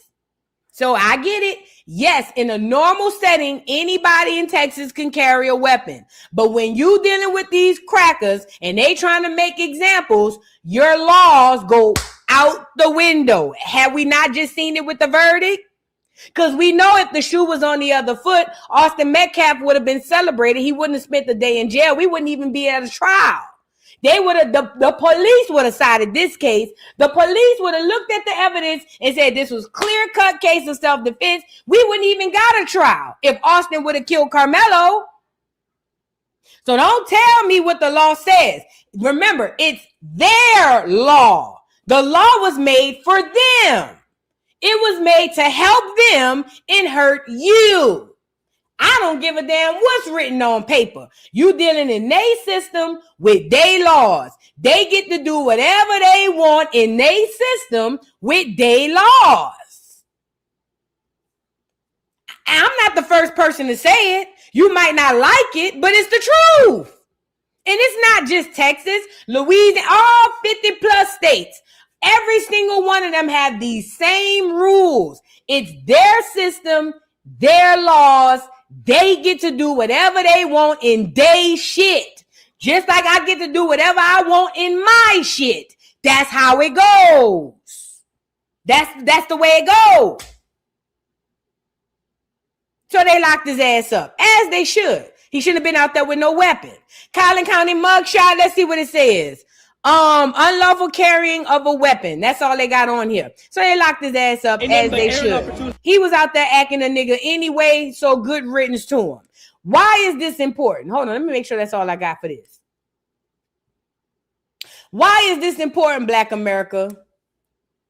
Right now, the only thing we can do is be strategic.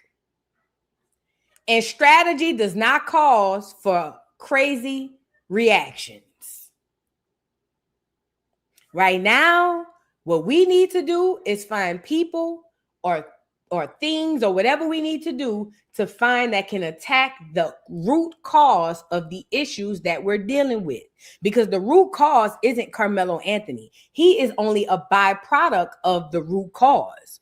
We need to be going sifting into them laws, sifting into them bills or whatever provisions they got written down that allow these people to operate the way in which they operate. That's what we need to be attacking. We can't remain reactive the rest of our days. Again, Karmelo Anthony is a byproduct of the true issue. The true issue is the people and the system that they built that's only for them. Until we go to attack that, we're screwed. I think this is just me. I'm not telling y'all what to do. I'm not fucking with this Karmelo shit no more. Today is my last day reporting on it. Oh, I did want to bring up Charleston White. I do got to play that video because Charleston did say he going to put $75K on the thing, and I'm going to keep my ears to the streets. But what I'm not going to do is allow the Karmelo Anthony trial to bring down my vibrations. I'm operating at a very high frequency, and what I'm not going to do is allow this to tear that down. I worked too hard to get up here. It's over with. It's done. Unless you niggas is going to storm the courthouse or go to the original root cause of this thing and do something about it, there's nothing that we can do. There's nothing that we can do. We're just going to go out there and fight, protest, and what is that going to get you? Nothing but locked up? That's it. It's time to be strategic. It's time to do stuff that's going to really affect these people strategically. Okay? Now, I want to show y'all, hold on. I did want to show y'all, what's this boy name? Charleston White. Charleston White was on the phone with the daddy, right? Remember, Charleston White said that he donated to Austin Metcalf's family along with Aiden Ross. Hold on. He also said at first that Karmelo's going to get hung. He called it. He did. He was the first person that said it. He laughed and he joked about it. He said Karmelo's going to get hung. He said, and it's going to be all you niggas' fault. That's what he said. That's what he said. Okay? Now, since then, he has taken it back. And he's also apologized online, but by then the damage was already done. I don't know if y'all remember if any of y'all were on the live that day. I cussed Charleston White out. I cussed him out royally. And let me tell you why. Because us at the grassroots had already seen with all of the information that we had that this was setting my boy up, Karmelo Anthony, up for the kill. We were fighting tooth and nail all on social media. And then here come a nigga like Charleston White who has the ear to not only black people, but to white people as well. And to say those things in the conviction, in the voice, that in the manner in which he said them, it infuriated me. It infuriated me. I cussed that nigga out because I'm like, nigga, you don't understand how powerful your words are. Let me also say this, and I said this then, and I'll repeat it today. Charleston has done a lot of great things for the community, but it won't matter when he leaves here. You know why? Because everything he's done since he came on the internet literally counteracts everything he did prior to. It don't matter what he do after that. It don't matter what he did 10 years ago. Thank you. I appreciate it. But what I'm telling you is none of it is going to count when Charleston closed his eyes, because Charleston will have done more damage to Black America than he's ever helped. And I don't give a damn about the nigga. He's going to have done way more damage to the community than he's ever helped. Everything he's ever done is almost like it's going to be wiped away, and all of the horrible things that he's done to us, that's going to be what leaves as his legacy. Watch when we start to calculating all the shit this nigga did good versus all the shit this nigga did bad. What we're going to see is that nigga did way more bad than good. Watch. At the trajectory he on, that's what I said then, and I'm repeating it now. I'm not saying that to say Charleston don't be spitting sometimes. Sometimes Charleston say the right things and it be right. He be spot on. Whenever he's spot on, I'ma still share it. But what I'm telling you is, as a person, as a being inside of the community, he's a cancer. Let's get into Charleston. Get the likes up on the video. So Charleston White, after he said all those horrible, heinous things, sent money to Austin Metcalf's family, he came back and he apologized, okay? And then he said that he wanted to donate some money to the cause. Now, he did talk to the boy daddy. Is this the one where he's talking to the boy daddy? No, hold on. He did speak to Karmelo Anthony's father.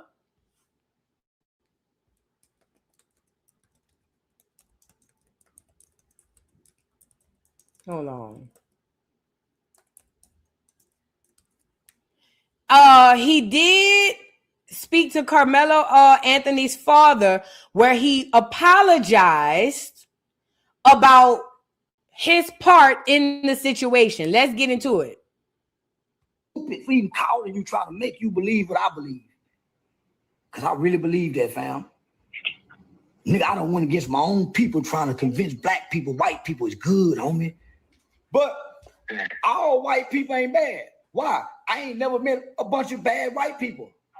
So when I saw all white jewelry, I called you and told you, have no fear. White people ain't that bad.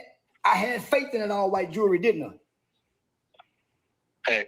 Didn't I? Man, listen, I feel horrible because I tried to strengthen your faith with my faith in white people, homie. I told you, man, that white jewelry go do right by us.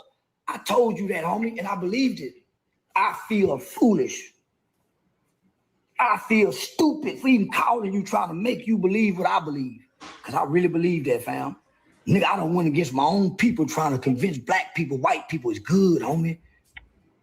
Only to look like a fool in such a case. It's hard to defend. It's hard to defend what we see, homie. When they defend the Chinese man, George Floyd laid on the ground, homie, and didn't flinch. And white people had no compassion for him.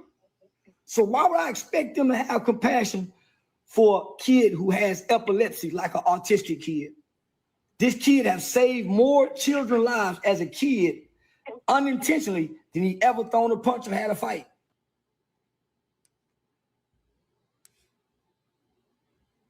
I feel stupid for even calling you, trying to make you believe what I believe. Because I really believe that, fam. Nigga, I don't win against my own people trying to convince black people, white people is good, homie. All right, I think it looped a couple of times. My bad. I had to step away. But anyway, that's him talking on the phone with the dad, apologizing about his part he played in basically casting the stones on Karmelo Anthony. Hold on.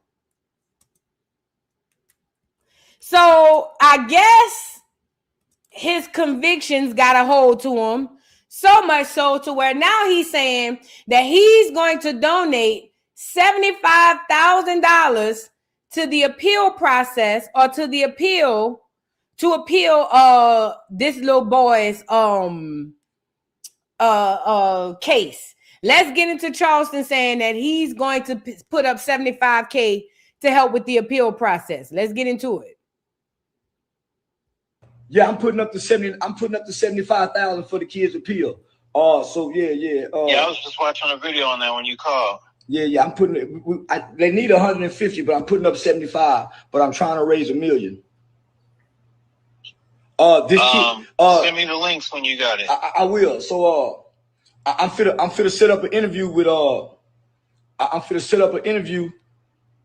with the dad and Say Cheese TV at a black church with a black pastor who I'm trust, and this will be the mom and dad first time talking.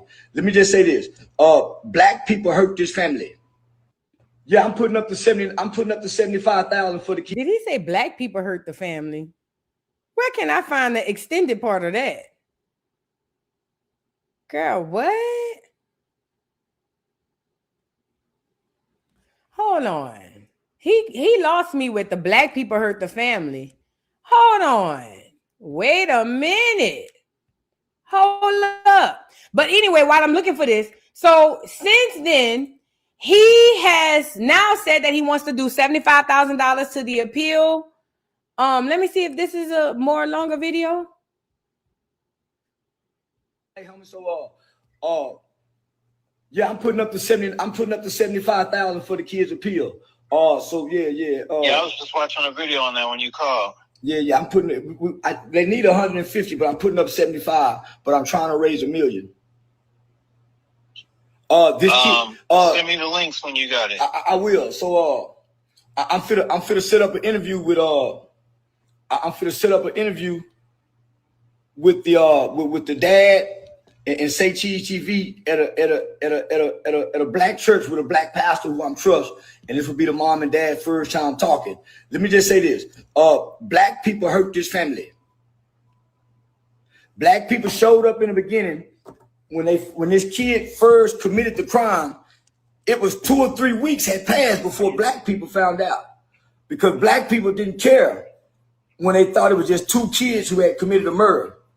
They was worried about the rapper and his baby being killed, so they ignored Karmelo and Austin Metcalf.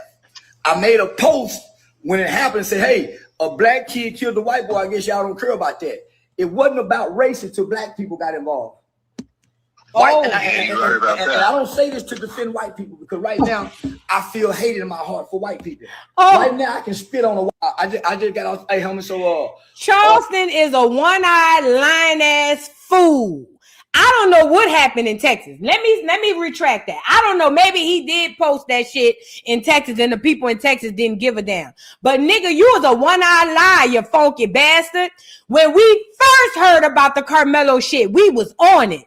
You was the one came out and cussed us out and said, nanny boo boo, he going to jail. He going to prison. And it's all y'all fault, Black America. That's what you said. You said because we tried to make it about race when it had nothing to do with race. I'm not going to let me see if I can find that video. Man, watch out. Charleston, I'm not going to let you do it, you lying ass, bitch ass nigga. Lying ass nigga. That nigga came out and blew us down. Charleston was laughing. Nanny boo boo. Aha. Karmelo going to jail. And it's going to be all y'all fault, Black America. You know why? Because y'all tried to make it like it was about race. And it ain't had nothing to do with race.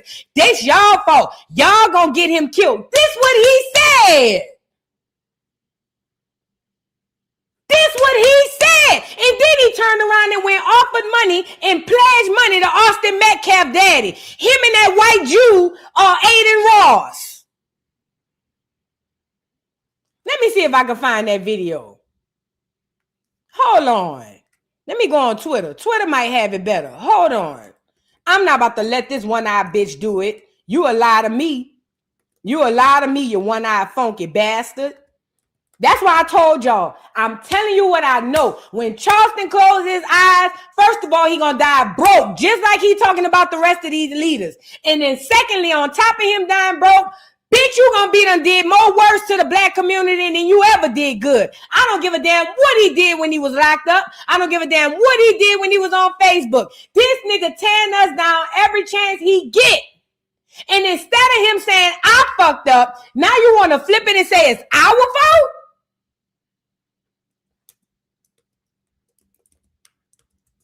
Man, this done pissed me off. The way I cussed him out behind the Saint, man. Lord, please send me that video. Please, God, send me the video, the original video when Charleston White was talking about Karmelo Anthony. Please, Lord, send me that video. Now, that's the old one. That's an old one. Lord, put it in my algorithm if it's meant for me to show it. Hold on. And if anybody have it, send it to me. If anybody in the chat have that video, please send it to my email. That bitch Charleston went off on us. He went ham on the black community. Now all of a sudden, because it went left, now all of a sudden it's our fault. I was about to say something real bad. Probably had that bitch scrub. You know he cool. You know he cool with the Jews.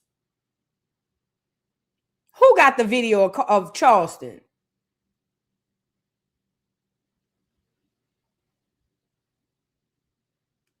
Hold on. Let me try on TikTok.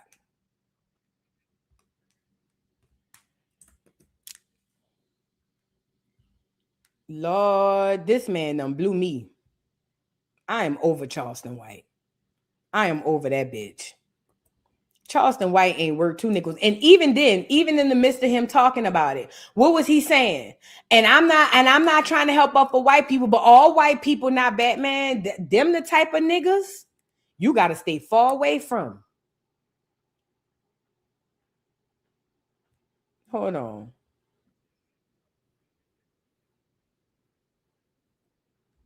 No. He probably had that shit scrubbed. That nigga went off.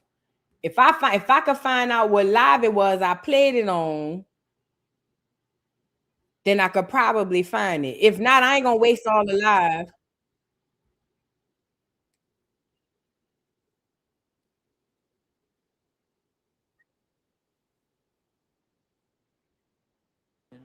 Hold on. This is another one when he first but see, I want when he was going off on black people, laughing, saying we gonna get him killed. Right there.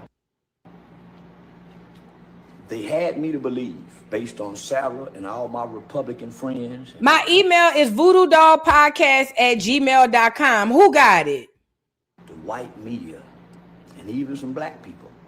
They had me to believe that Karmelo Anthony woke up that morning and took a knife to school with the intention on defending himself from a bully. If that was the case, he's dead wrong. And that's what I believe. So I was adamant about, no, he took a knife to school. That's premeditated.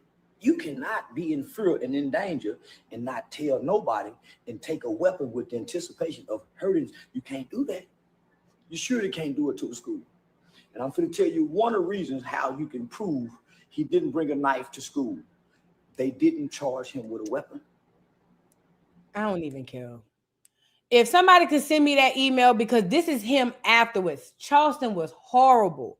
He was horrible, and he laughed, and he even said that they was gonna hang him and they was gonna kill him. Why is this important? Listen. Oh, hold on. Let me look this up. Listen, y'all. Listen to me and listen to me good. You got to be mindful of all these people. First of all, when somebody tell you who they are the first time, believe them. Okay. Please believe them when somebody tell you who they are the very first time, okay? At the end of the day, when Charleston came on originally and said what he said, it was very clear to us as Black America whose side he was on, and it wasn't ours. It wasn't the Anthony family, and it wasn't Karmelo. And as a matter of fact, Karmelo daddy, you a whole hole out here, because I wouldn't have shit to say to a nigga like Charleston White.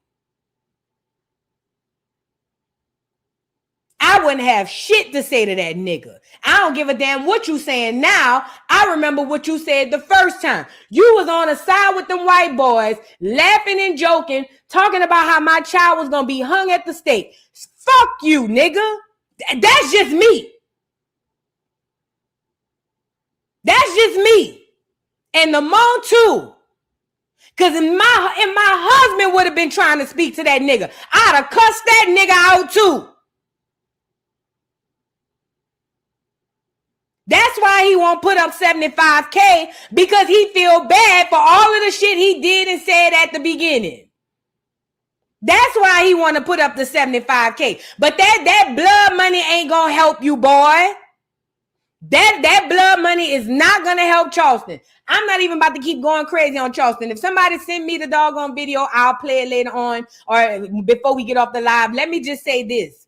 I'm saying all that to say this, Black America. Stop looking to them folks. Start going within. Karmelo Anthony is already convicted. They done put up the money. They trying to raise $1 million for the appeal. Hopefully this time, somebody will, or I think somebody sent it to me. Hopefully this time, he'll get the right response. Hold on. Let me see if this is the video. Oh, I think this is it. Thank you. Who sent me this?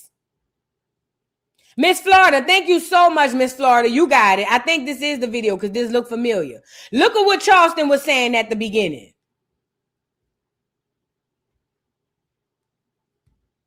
Something crazy, and then he say something like this. You getting ready to run track with other kids and you got a knife on you. No, man, you got to go to jail. That's why I say teach the kids how to deal with bullies and this won't happen. We're all not equal. Even in nature, you can be feeding a flock of birds. There's going to always be one bird to come in and take the food from the. This is nature. Yeah. You cannot get rid of bullies. Teach the kids how to deal with them. Bullies build character. You go to work, it's going to be a bully supervisor, a bully co-worker. You cannot get rid of the bully. Teach our children conflict resolution. Everything don't have to end in violence. But when you come from the Black culture, everything is disputed in violence. Our kids are walking around with these mafia rules, codes, and ethics of the streets. This isn't the original one, but this is one where he was still on the side of Austin Metcalf. The original one, he was in a car laughing and pointing, saying Karmelo gonna get hung, and that's good for him.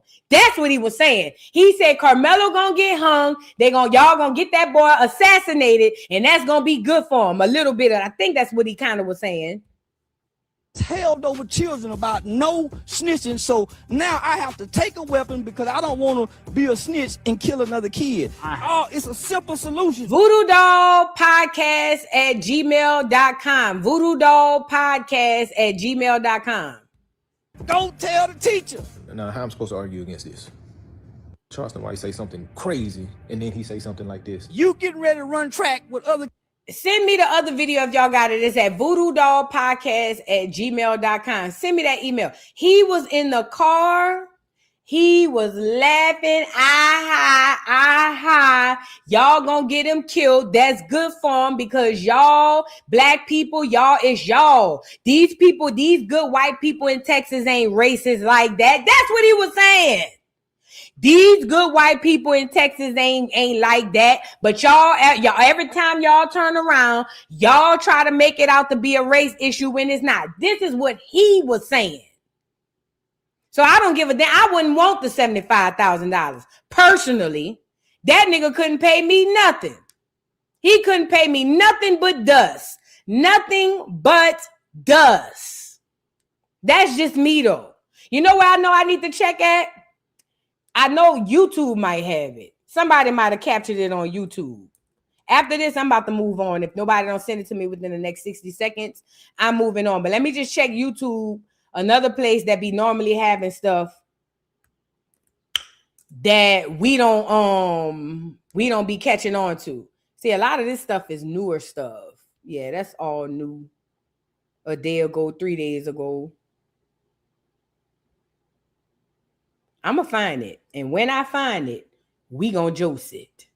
All these is new stuff. When I find it, let me check my email one more time. Yeah, I ain't got nothing. When I find it, we going to Joce it. And I'm going to show y'all. I'm going to clear out a segment if it's on the Joce to show y'all exactly what this fool said. Charleston, like I said, I'm not saying he didn't do no good for the community. Maybe he did prior to now. What I'm saying to you is when it all is said and done about Charleston White, he will have harmed the community far greater than he has ever helped. He is a thorn in my side and a cancer to our community, even though he thinks he's the answer. Even though sometimes he do have the answers. He thinks he's the answer when he's actually the problem. Let's move on. Let me read a couple of these super chats. Because I'm going to get these two topics up here and then I'm going to move on. Shalika Grove, thank you so much for becoming a new member. Thank you, thank you, thank you. Manda Panda, thank you so much for the super chat. Says, I took a weight loss pill when I was 21. However, I planned my meals and went to the gym. No complications with me, but I don't know. I took care of myself. That's probably why. Because I used to take weight loss pills too, but then I would go diet and exercise buku hard. Now that I'm thinking about it, I don't even know if the pills even worked. Was it just me? It could have been. I don't know. Thank you, Amanda Panda. Elite Super Brand, thank you so much for the super chat. Says hashtag free Anthony from BB and Tony. Love you, Voodoo. Hey, BB and Tony, and love y'all too. Thank you so much for the super chat. I appreciate y'all. Shout out to y'all for the support.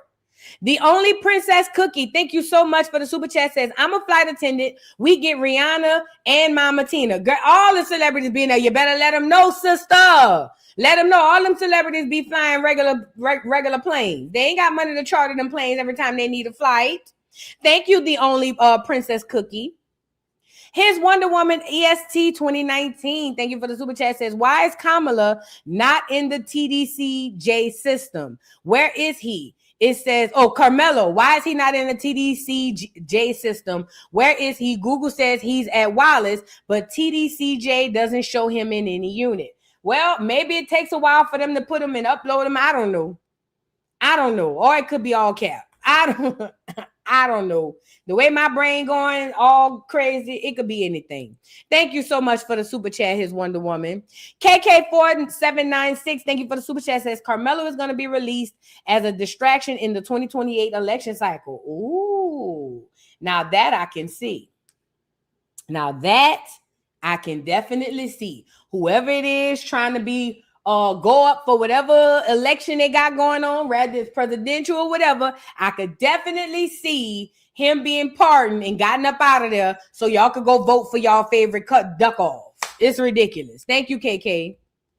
Love Wisdom 6458. Thank you so much for being a member for 18 months. Thank you. She says, my antennas went up when Charleston White was on the phone with the father. Charleston White said horrible things about Karmelo. The buttermilk not clean on this. Exactly. He dragged Karmelo.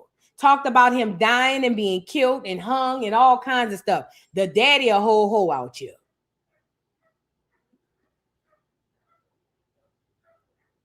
Period. And I already picked that up off his energy when I saw the interview. He a whole hoe out here. Nigga couldn't say those hard. And it ain't about, and let me be clear. Thank you, Love Wisdom. It's not about him saying it. It's about the impact of him saying it. If Charleston was a random regular, that would be different. But with his platform, with the ears of not just us, he got white folks that follow him too. White people love Charleston. And for you to use your platform and say those horrible, heinous things about my son, it will be fuck Charleston to the day I close my eyes. That's why I say Karmelo daddy is a whole hoe out here. Say what I said. Period, point blank. Thank you, Love is Wisdom. Ogle, how do you say OG Ken TV? Thank you so much for the super chat. Says Lady Vu, the most consistent social media commentator on YouTube. Facts. Says true polemic discourse at its finest. Now, Miss Ma'am, we need your definition of tether. I told y'all yesterday, a tether is a foreigner who come here to tether off Black America, be it our culture, our business. It don't matter. A foreigner, any person that's not a Black American that come to America and cosplay and tether off of us, that's a tether. It don't necessarily mean any foreigner. I gave y'all the example of Michael Blackson last week or yesterday. I don't think it's every foreigner. I don't think every foreigner is a tether. I think you got foreigners. I think you got foreigners with the hard ER. And I think you got tethers. Those are three different groups of foreigners. You see what I'm saying? But thank you, OGTV. I appreciate it. K Simone, thank you so much. Or K Simon, I hope I pronounced it right. 723. Thank you for the super chat. Says always on point with your commentary. Well done. Thank you so much for being here. And thank you for those sweet words and the super chat. Thank you, beautiful. I appreciate you. I love anybody who loves butterflies, especially a purple one. Hello.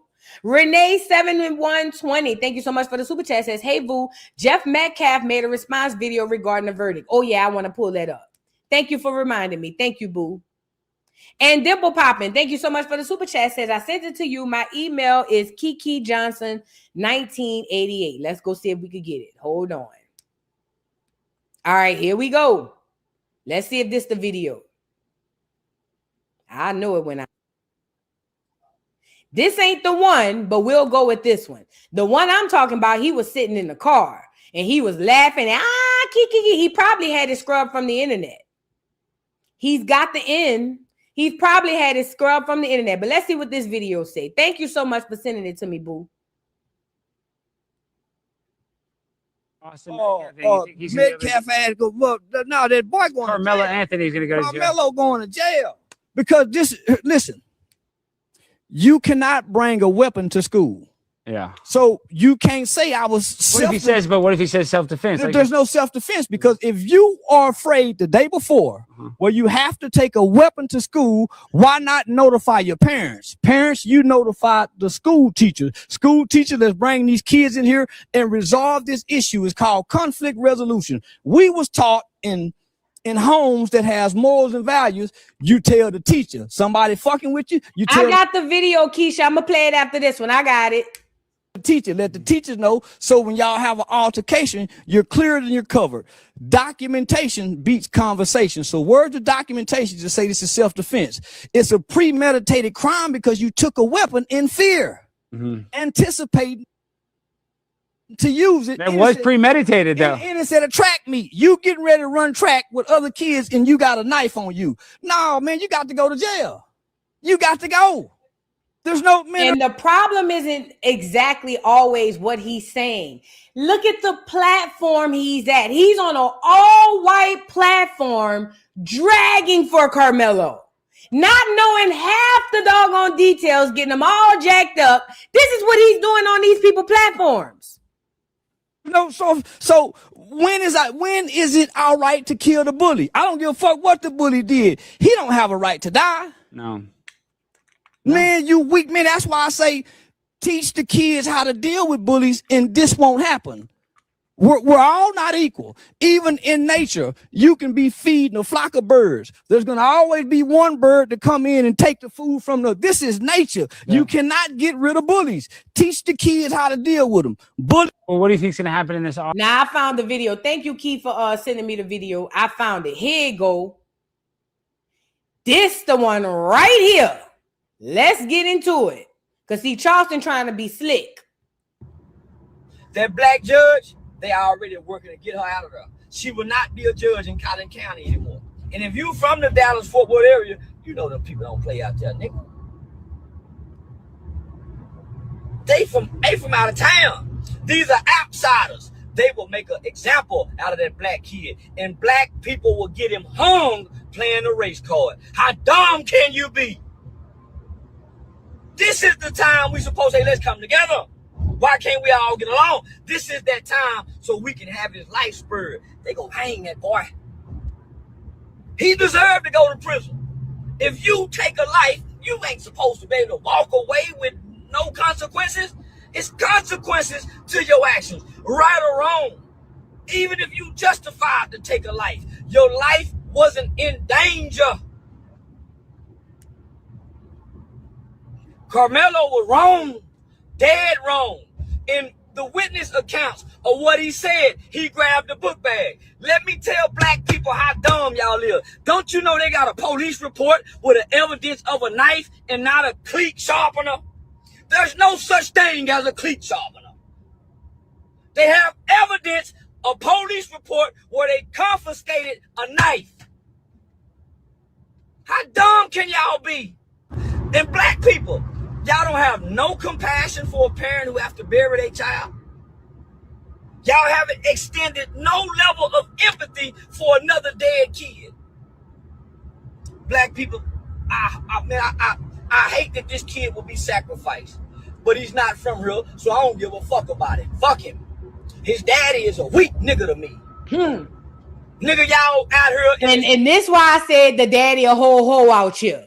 This why I said the daddy a whole hoe out here. Nigga couldn't apologize for no shit like this.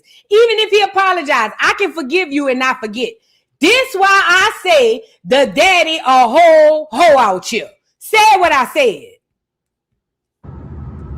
Black people, I hate that this kid will be sacrificed, but he's not from here, so I don't give a fuck about it. Fuck him. His daddy is a weak nigga to me. Nigga, y'all out here in this $900,000 house rent. These people say y'all got 4 or 5 registered failed businesses, and man, they finna make a mockery out of y'all. But your daddy, nigga, the daddy ain't got nothing to say, and his boy dead. You let the bitch do, nigga, you weak, nigga. That's why the boy weak. You weak, that's why the boy weak. And the mama weak, cause nigga, she doing all this goddamn talking, but he left out of your house with a knife. With a knife. Stay at home, mom. And nobody cares about your daughter can't sleep because y'all getting death threats. Your son killed somebody. That boy brother can't sleep from holding his brother dying. You think people, y'all are not the victims. Karmelo Anthony, you and your renting family, y'all are not homeowners in a town full of homeowners. Y'all are renters. You're not even from here. And you done brought people that's not from here to cause trouble and try to divide us from our good blacks. You're gonna pay, Anthony family. They're gonna hang, your boy's gonna suffer. See, right now, y'all don't know. The dad's a convicted felon. This kid is gonna pay as he should. Because they got all these dumbass black people playing a race card in a racist town. And I wouldn't call them racist. They just don't like your kind. And neither do I.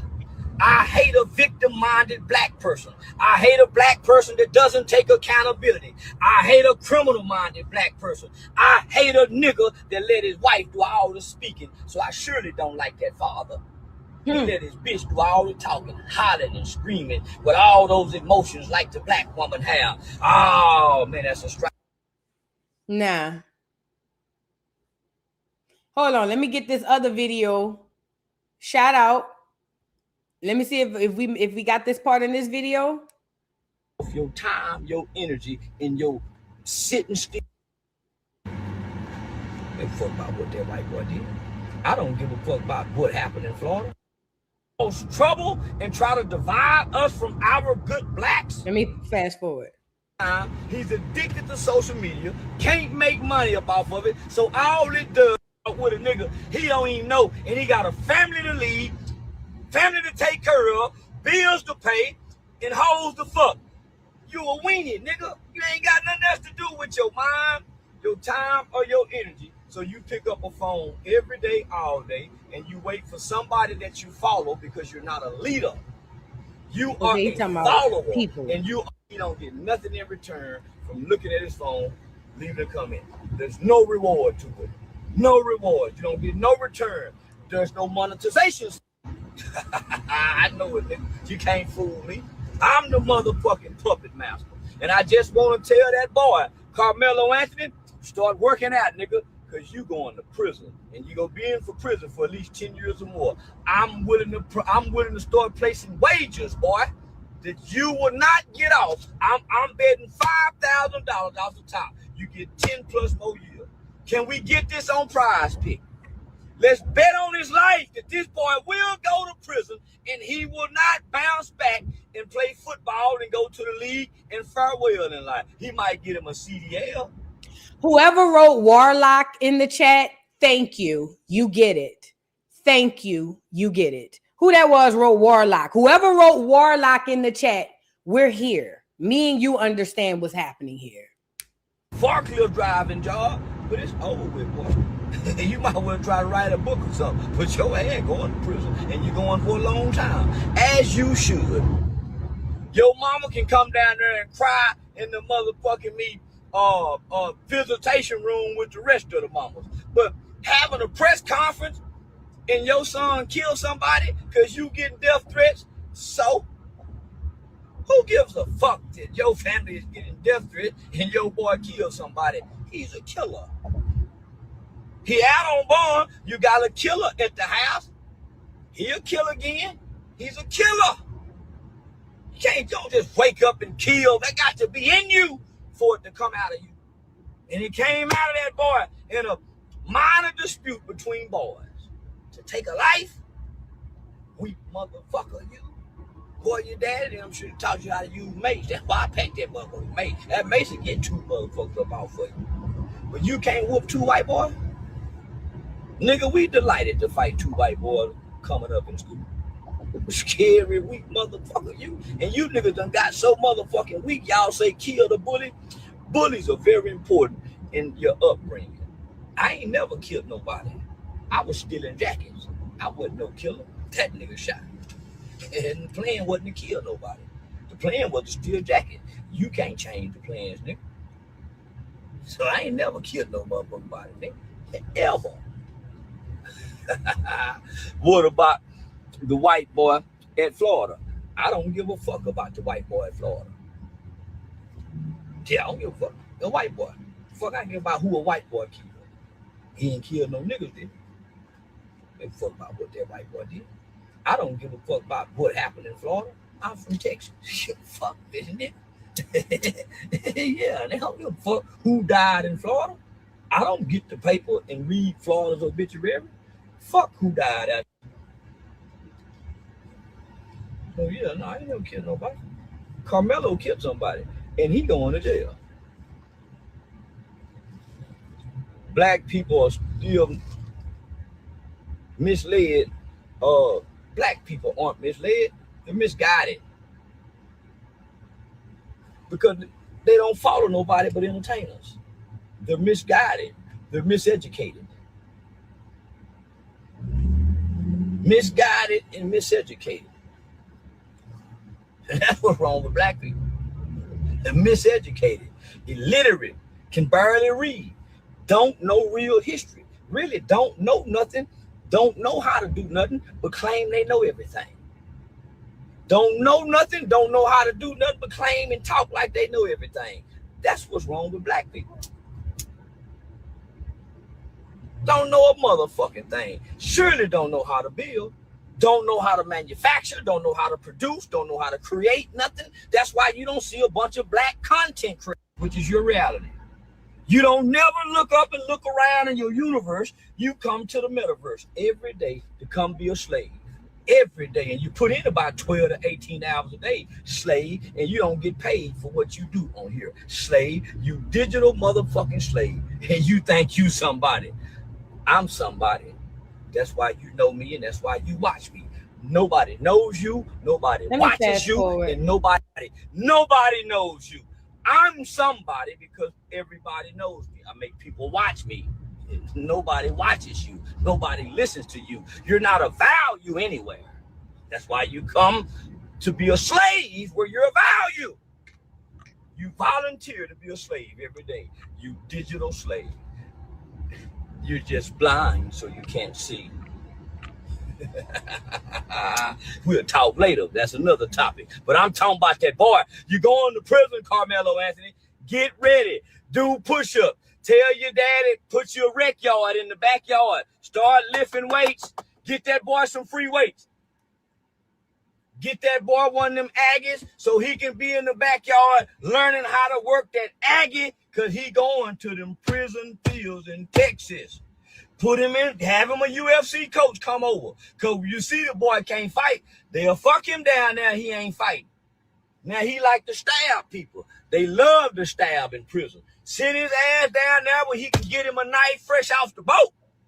And it's okay to stab down there. Send his ass where they like to stab people at. He learned his lesson then. He'll find better ways to handle situations and circumstances and disputes once he come back from prison. I'm not bullshitting. I'm not bullshitting. So that was Charleston and what Charleston had to say when it first popped off. So for Charleston to flip the script and say it's black people's fault that this young man was killed, no, you Warlock, it's your fault, to be completely honest. It's your fault that Karmelo Anthony even received any time. You called it. You damn near called it to a T. What Charleston said he gonna get at least 10 years, that's what he said.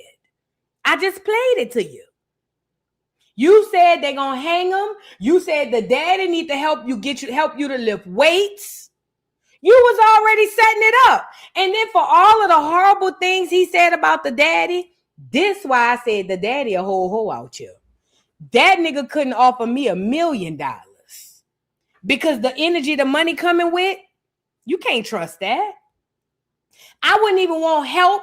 I wouldn't want him to speak. I would, as a matter of fact, I would make it to where I tell that one-eyed bastard, keep my child name out your motherfucking mouth, nigga. The fuck? Don't even speak my child name. Don't even. Matter of fact, you better be lucky I don't run into you somewhere out in Texas. You called this boy daddy a hoe. You said he a bitch. You said he the reason why his son going to jail. You said all kinds of things. Now you on the phone talking to the daddy, talking about how you so sorry. And now you see why he want to give up $75K to the appeal? Now does it make sense why Charleston want to give $75,000 to the appeal? Put a 3 in the chat if it makes sense now. Because he knows it ain't, and again, it's one thing if one random over here say it or another random over here say it. Think about it like this. Charleston is a huge, huge character or celebrity in the social media world.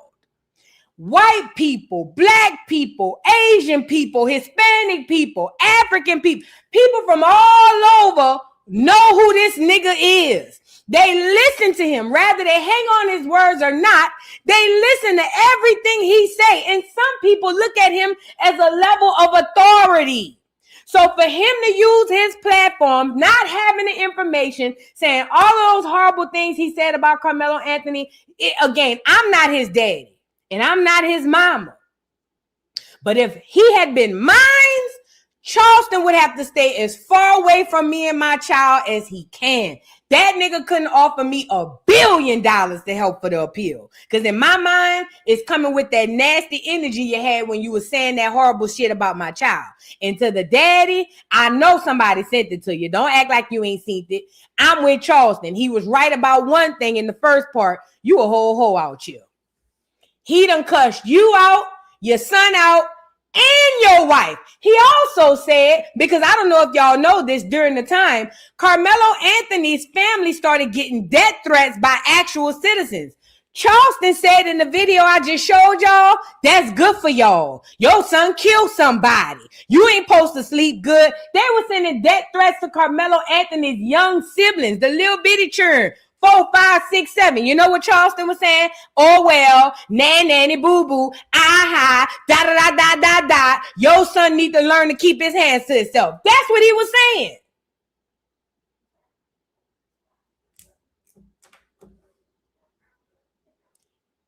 This is why when y'all ask me why I'm done with the Austin Metcalf shit, this why right here. This why right here. It's too much mess around it and it's too weird. It's too much weird business around this situation that I don't too particularly like. I can't put my finger on too much stuff. It's too weird. It's too much going on. I do want to play Austin Metcalf's father. Hold on. Let me go get the daddy. This another one. Charleston White also said that when Austin Metcalf's daddy first came out and said that we should just be okay and not worry about race, Charleston was another one who said, see, even the daddy came out and apologized. Bullshit. I told y'all then, I said, don't listen to them crackers because I'm from the South. And one thing I know about them is they love and playing nice for the cameras, but behind the scenes, they be evil AF. I said, that white boy don't give a damn about Karmelo. I know what I said. I was there when I said it. Now look at Austin Metcalf dad. Look at what he had to say. Now that the trial is over, see, at first, it was prayers to all of the people involved. At first. Now that the trial is over, look what the daddy got to say. What he been wanting to say, but couldn't say originally. This was originally what he said. Does this other child decide to make a bad choice that's going to affect him for the rest of his life? I have compassion for every human being. This is not, I want to make this very clear. This is not a race issue. This is not a black and white issue. I don't want someone stepping up on a soapbox trying to politicize this. I don't appreciate some of the remarks I've seen online that people say there was this fight and they don't know. They weren't there. I know the truth. So unless you were there, unless you saw it, don't spread gossip. Just to ask you this one question, like I had mentioned, the self-defense argument made by the suspect. What's your reaction to that if that's used in court or used? As a defense attorney, they're going to try every avenue. That's their job. The truth will come out. There were too many people that were there that saw what happened. My own son told me what happened. Your son there was lied. Never a punch even thrown. So I don't care. There was never a phone. And we found out through the courts that was a lie. Punches were thrown by Austin and his brother. So we all know this is a bunch of bullshit. But this is the original what the daddy said. Originally. Broken. We've never had contact with this individual ever. So unless you were there, I don't appreciate all the gossip and all the mistruths that people are speaking at this moment. Is that shocking to hear or read, or at least hear from me, say that that's what he told police after that moment? No, what do you expect? If you're caught, the best thing you're gonna do is try to lie your way out of it. Now, I'm not saying he's a liar, but the truth and the facts, justice will prevail. It has nothing to do with me. It's very unfortunate. All right, so that's what he said originally. Now, let's see what he got to say now. You wouldn't even show up for your son's sentencing or victim statement impact. You abandoned your kid. Who are you talking about? You left him there. I guess he's no more used to you because you. Oh, wait. Watch as Austin Metcalf's father exposes the fraudsters Karmelo's parents are. Once the opportunity to raise money was over, they stopped they stopped attending the proceedings, court appointments. They sure didn't use that money to pay for a decent attorney and choose to use taxpayers' money, appointed one that and chose to use taxpayers appointed one that was provided free of charge. I don't know what this is, but let's get into it. Can't get any more GoFundMe money or Go Send Go money. You are grifters. You should be ashamed of yourself. You raised that child, and I swear to God, CPS to come check on those other 3 that you still have. Is this real? You never once admitted or took accountability. You tried to play victim. The real victim is the one who died, not the one who shoved a knife in his chest. I come to pray with you and show the world we can close the gap of this unbelievable racial divide. And what'd you do? You widen the gap even further. You hire a convicted baby-shaking felon who's only in it for the money, who gives you bad advice. Talking about Dominique Alexander. That's the black dude I told y'all. I don't know why the parents allowed him near their son. He's talking about Dominique Alexander. Kicks me out of a press conference. Oh, funny. I was somewhere I wasn't supposed to be, but I left when asked. I didn't stab anyone. And then you proceeded to gaslight me with your convicted felon, quote, advocate? Minister? Minister of what? Minister irrelevant? Minister of bullshit? How about Minister fuck you? Y'all think I'm a saint? I'm no saint. Duh. I'm as human as you. I have emotions. Just because I'm a Christian doesn't mean I don't sin, because I don't walk on water and I don't turn into wine. You wouldn't even show up for your son's So that's one. They say it sentencing is real. or victim statement. That's one of his statements and replies. They say that is real. They say that was live last night. Lord have mercy. I had a little bit of sorrow because I'm human. And that poor boy is fixing to experience a life that I would not wish upon anyone, but he deserves what he gets. Because what it boils down to for me is this. Austin will never walk through that door again and never give me a hug. This morning was the first day I woke up with a feeling of peace, comfort that I haven't experienced in 14 months. And I felt Austin give me a hug. And he told me, Pops, it's going to be okay. And what do you attribute that good feeling to? God. Again, it don't matter what he said at the beginning. At first, it's, oh, these poor kids. This is not about race. You guys leave this alone. Y'all are trying to publicize. Now the true colors come out. Remember, I told y'all, these are descendant of clones. Y'all be looking for compassion from people who aren't even real. These crackers don't come built with compassion.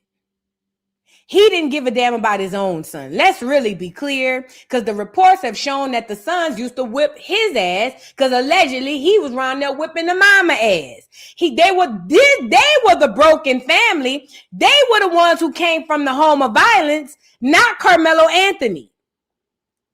But I remember Charleston was on here saying, see, the daddy tried to be nice to y'all, but black people, y'all the reason why this kid gonna get this, that, and the third. Now you see how the daddy really feel? I only feel bad for the black people who bought that shit the first time. As of today, June 11th, I'm done with the Karmelo Anthony shit. If something crazy happens, I'll discuss it. But sitting up here tearing down my energy all day behind this, not gonna happen. Charleston White is a fraud. The mama and daddy from Karmelo Anthony is a fraud. I think this whole case is a fraud.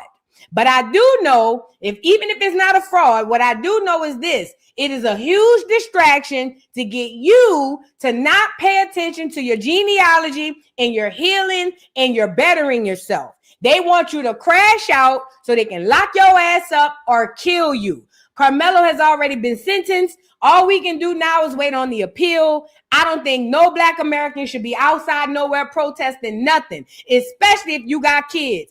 Go home and pour that energy and that time into something that can be conducive to you and yours.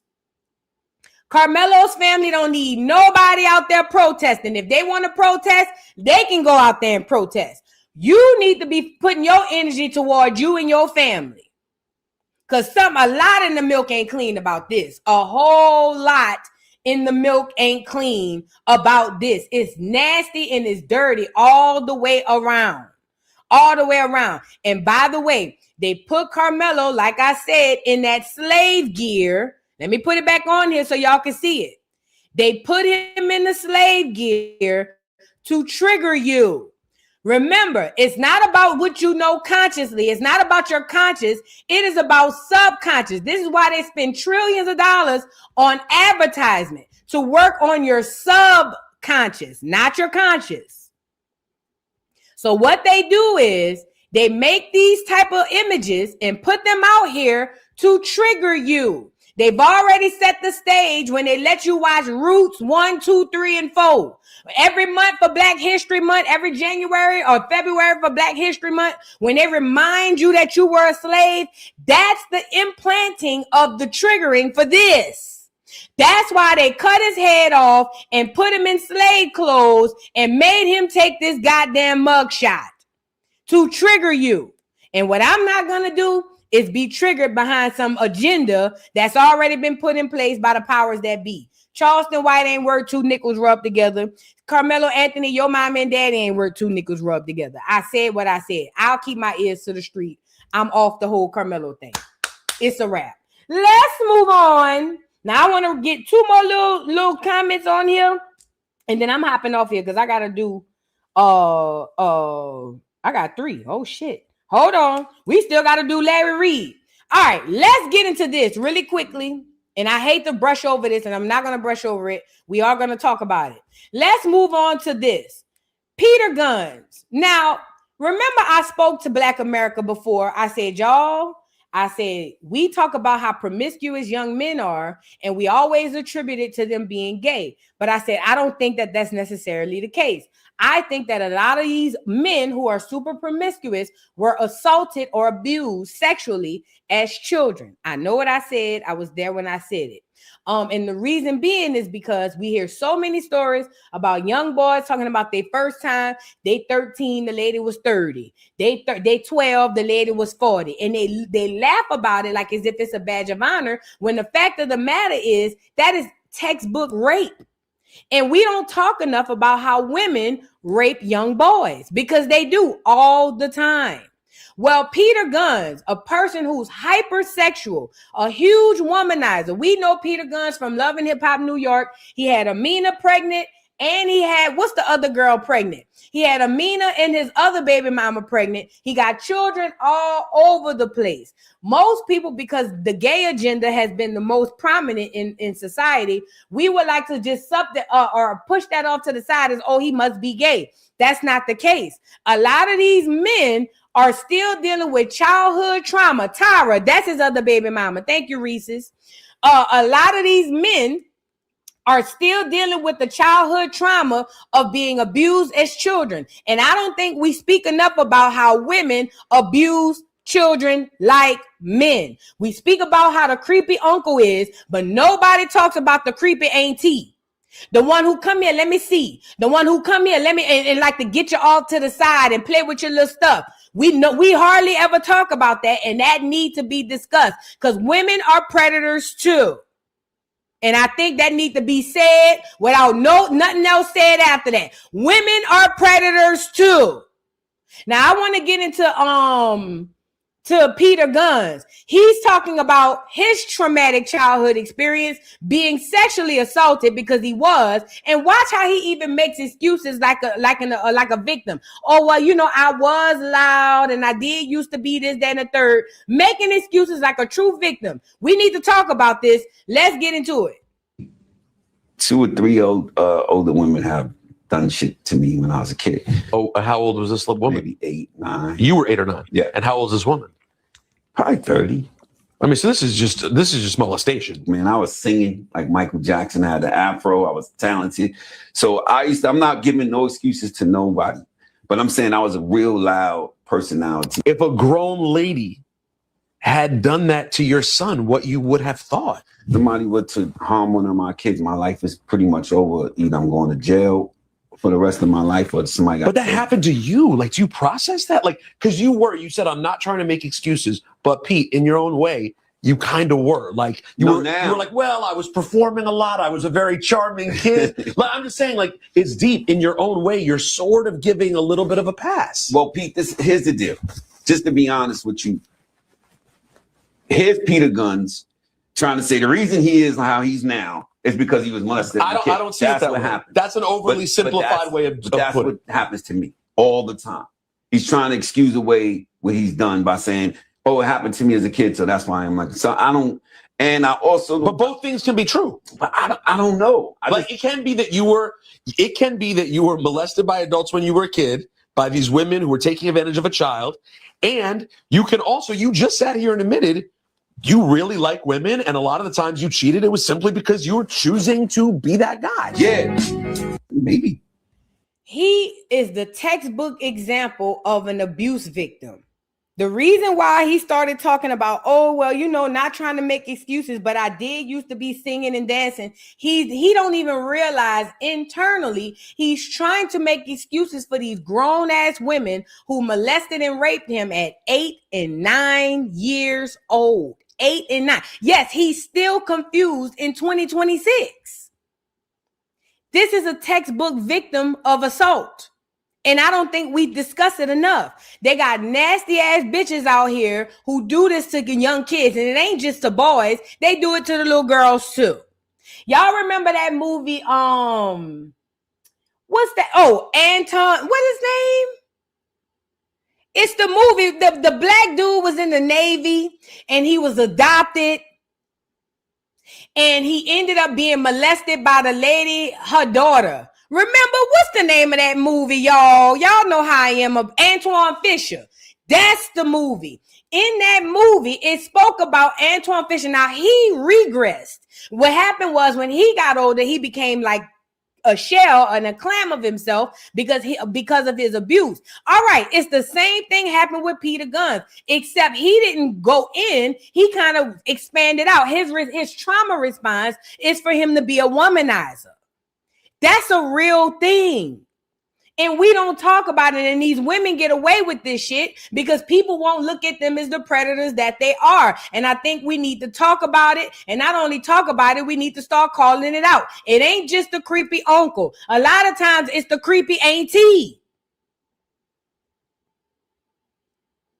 And to them old girls running behind them young kids. Oh, and I'm a break his virginity. That is so predatory. That is so rapey. A grown woman who's been sexually active who want to break the virginity of a young man, that is so rapey. Extremely rapey. You bitches are rapists. But nobody talks about this. Even the young men or the young boys don't talk about it because in their mind, they've been indoctrinated to believe that this shit is a badge of honor when it's not. My thoughts and prayers really do go out to Peter Gunn. Now I understand why he's such a womanizer. That's all he knows.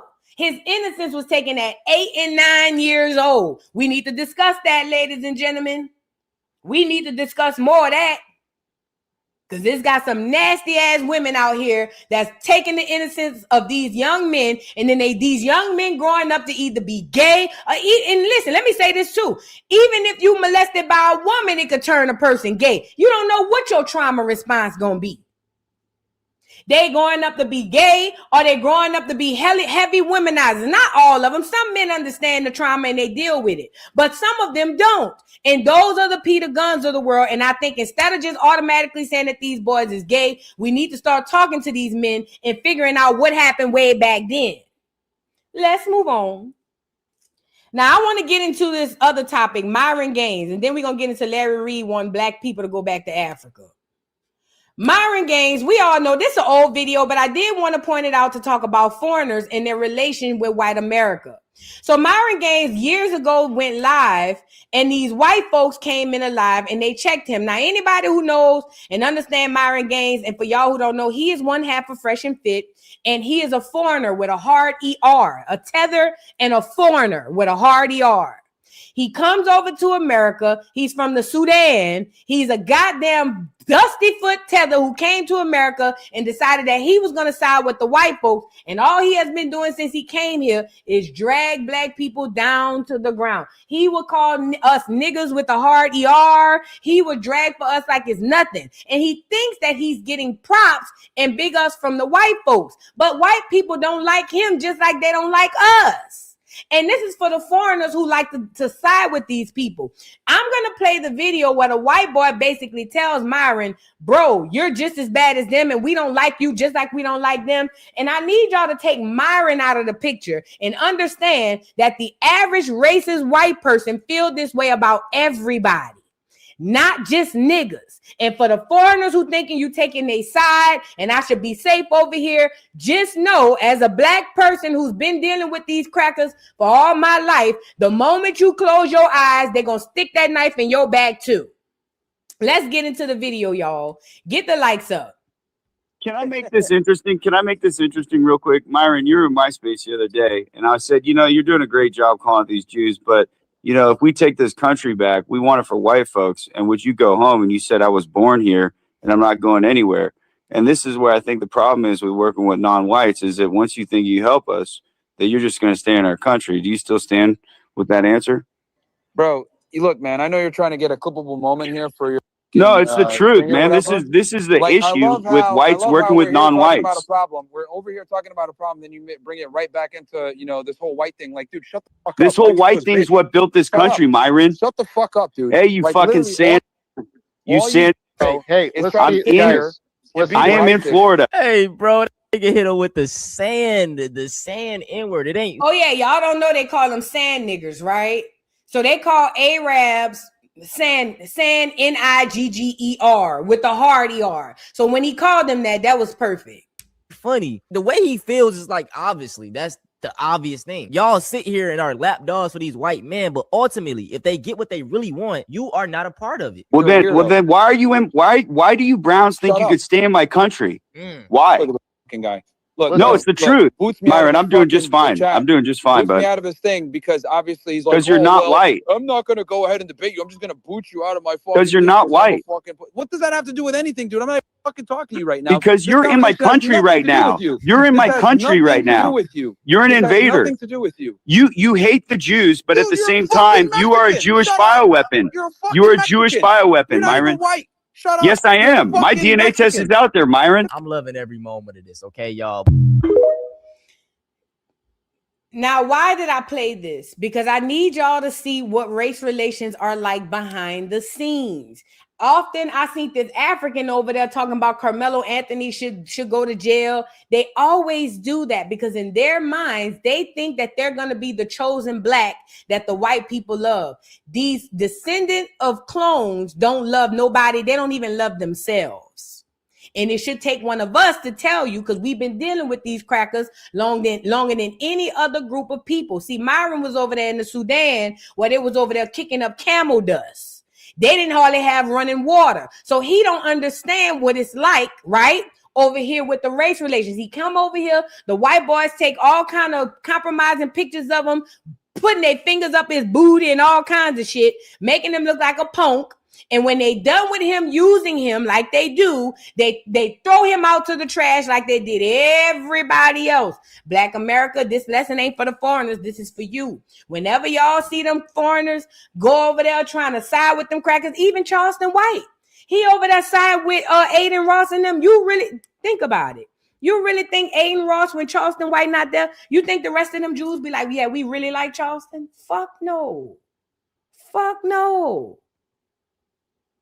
You talking about beings that are incapable of compassion because they don't have it's not in them. They don't give a damn about none of these foreigners or these niggas who like to take their side.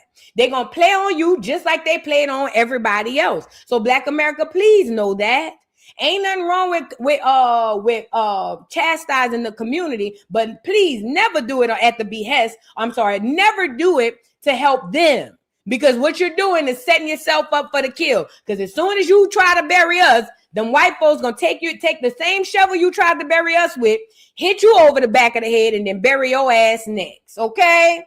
Now, the final topic we getting into, since we on race relations, Larry Reid Live. Do y'all know Larry Reid Live? I've only known him from YouTube. I know that he's a punk. It's been outed. He's a punk. You know what I'm saying? But I thought he was a pastor. But don't get me the line. And plus, I think all pastors are punks. I ain't gonna say all. 95%. Anyways, at the end of the day, Larry Reid, I don't know where he came from, but maybe I think what it was he was responding to the Karmelo Anthony trial. So Larry Reid Live takes to his YouTube, I'm assuming, and his remedy, since Karmelo Anthony was found guilty, apparently this punk's remedy is that we should all just pack up and go to Africa. Paid agent much? Cause nigga, what? Why would Black Americans go to Africa when, number one, we're not African? Number one. Number two, we ain't from Africa. Why would we go back to somewhere that we never came from? Number two. Number three, What gave your punk ass the idea to come on here and go all Marcus Garvey, all Dr. Umar on us and tell us, what made you put the dick aside out your mouth to come to the internet and tell Black America we need to go to Africa? No, nigga, if anything, you need to pack your bags first, get your punk ass on the plane, and carry your ass to Africa first. How about that? You and the people who agree with you, y'all need to pack y'all bags since y'all so upset about the Karmelo Anthony verdict. Pack your bags, fat. You and all your followers and carry your ass over to Africa. I bet you none of them hoes gonna do it.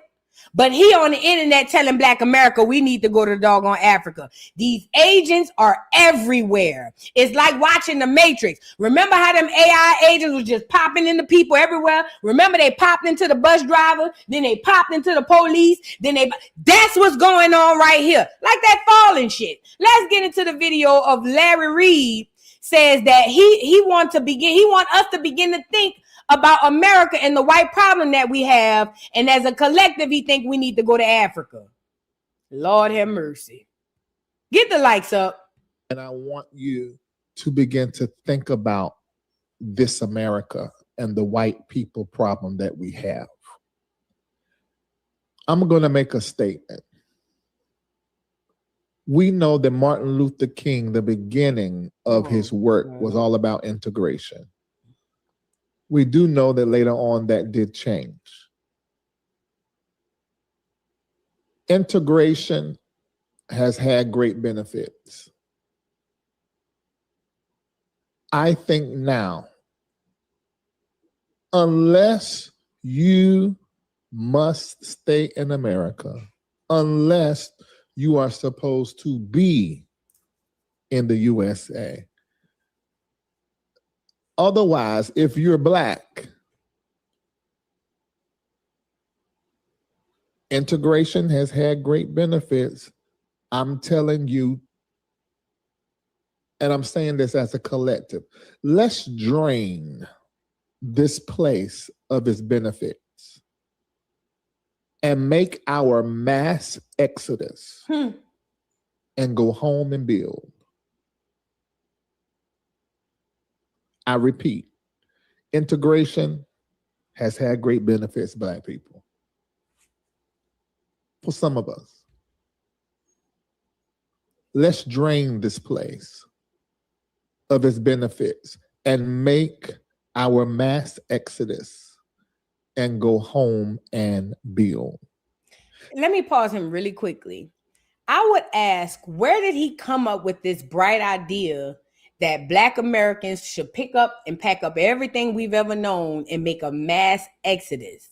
Where did he get that from? I'm pretty sure this isn't his own independent thought. I'm pretty sure somebody paid him or told him to come on here and say that. Larry Reid has a bigger platform than I do on YouTube. So if he's got half of his audience agreeing, then it might work. You know what I'm saying? But I need Black America to understand the powers that be have been putting these agents in our community since the beginning. I just did a damn educational Friday on Marcus Garvey and W.E.B. Du Bois. W.E.B. Du Bois is the father of Pan-Africanism.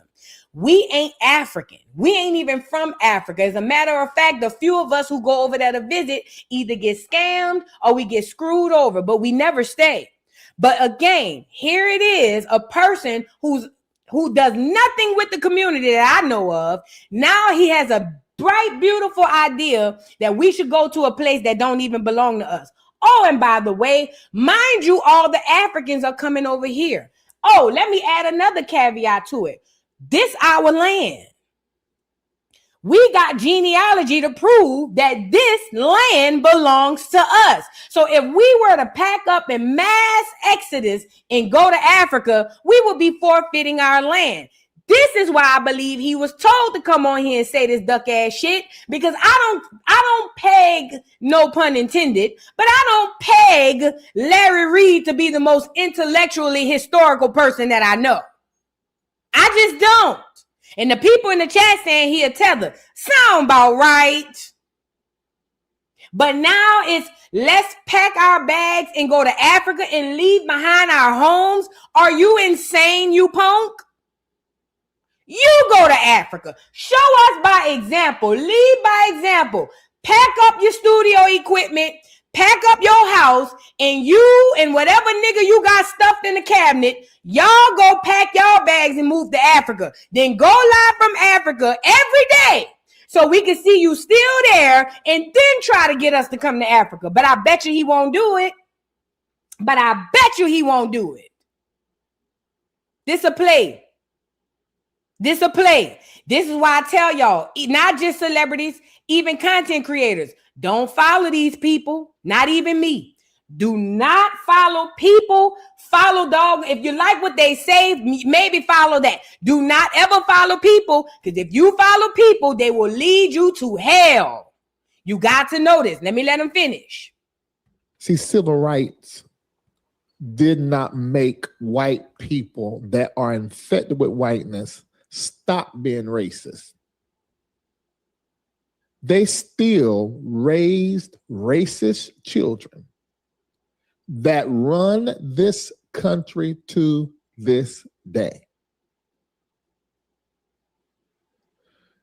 The Civil Rights Act just made social discrimination federally illegal in key areas of American life, housing, voting, and such. It changed what was lawful, what was punishable, and what rights Black Americans could legally demand and defend. That's it. And now, those rights at the federal level, there's an attempt to roll them back. Integration has had great benefits. Let's drain this place of its benefits and make our mass exodus and go home and build. This land ain't rich enough. You lost your mind. To hold who you are. This is the richest land on earth. This land is richer than Africa. That's why all of the powers that be live in America and not in Africa. I know they lied and they told you all of the gold and all the diamonds and all the resources are in Africa. Yet and still all their white pasty asses is over here. This is the richest land on earth. On earth. There's not a land richer than here. We got the most fresh water. This is the richest land. He capping. This is why I say never follow people. Never follow people. Never follow people. People will lead you to hell.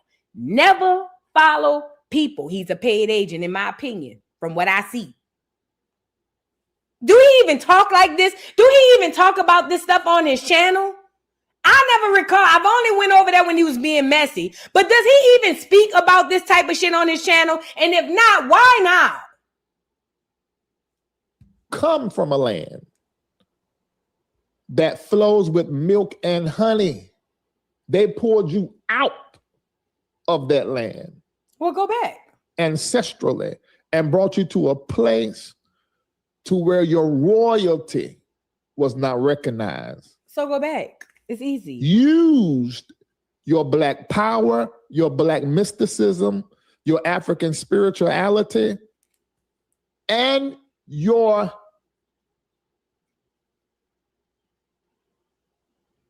physiological superiority to build this country and give everybody reparations except you. Don't believe that America don't give reparations. They do, to the tune of billions, just never gave it to us.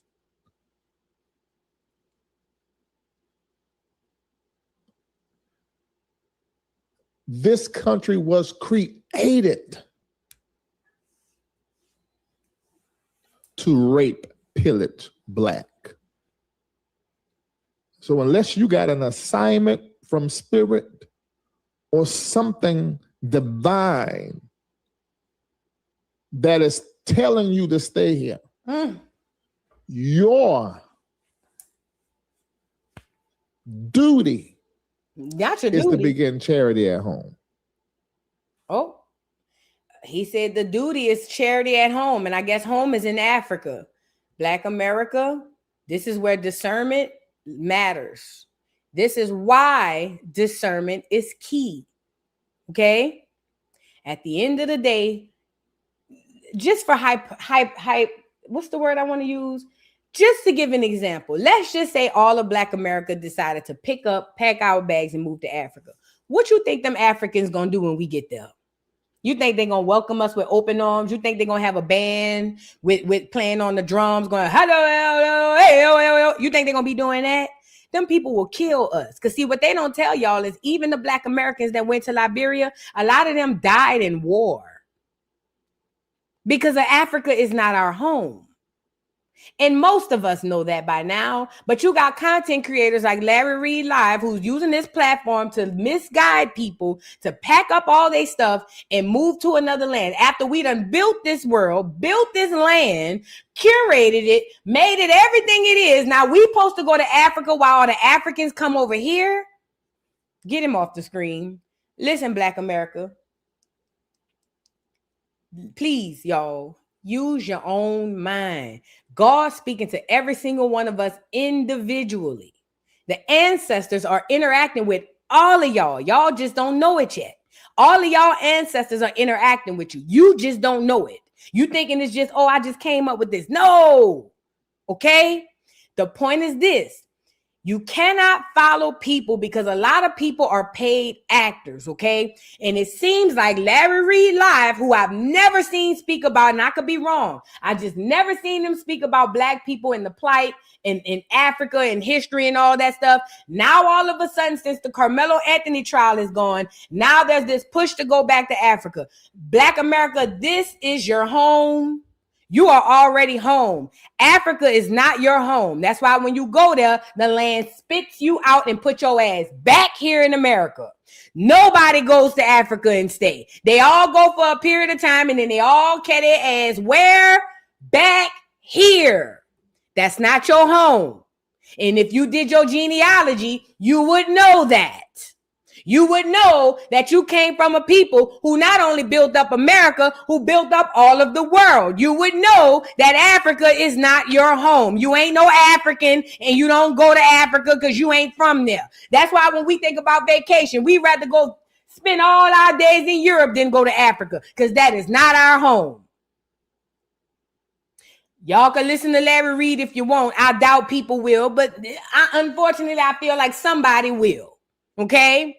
At the end of the day, make your own decisions, go within, get the answers to everything you need, and do not let something as stupid or as small as the Karmelo Anthony trial have you making long-term decisions like packing your bags and going to move to another goddamn country where them Africans are going to pop you upside the back of the head anyway. Because if you think you're going to get there and they're going to say, my brother, you're wrong. Soon as you get there, they're going to rob your ass. I mean, it's real. You know what I'm saying?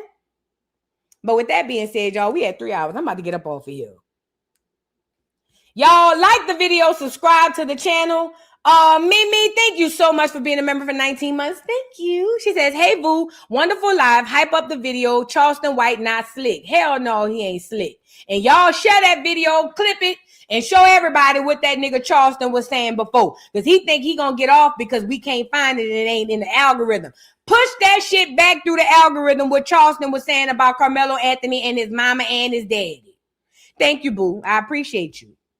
Brown Sugar KO 7772. Thank you for the super chat. Says Judge Joe Brown is doing the same thing. He did it on live with me. He was talking greasy as F.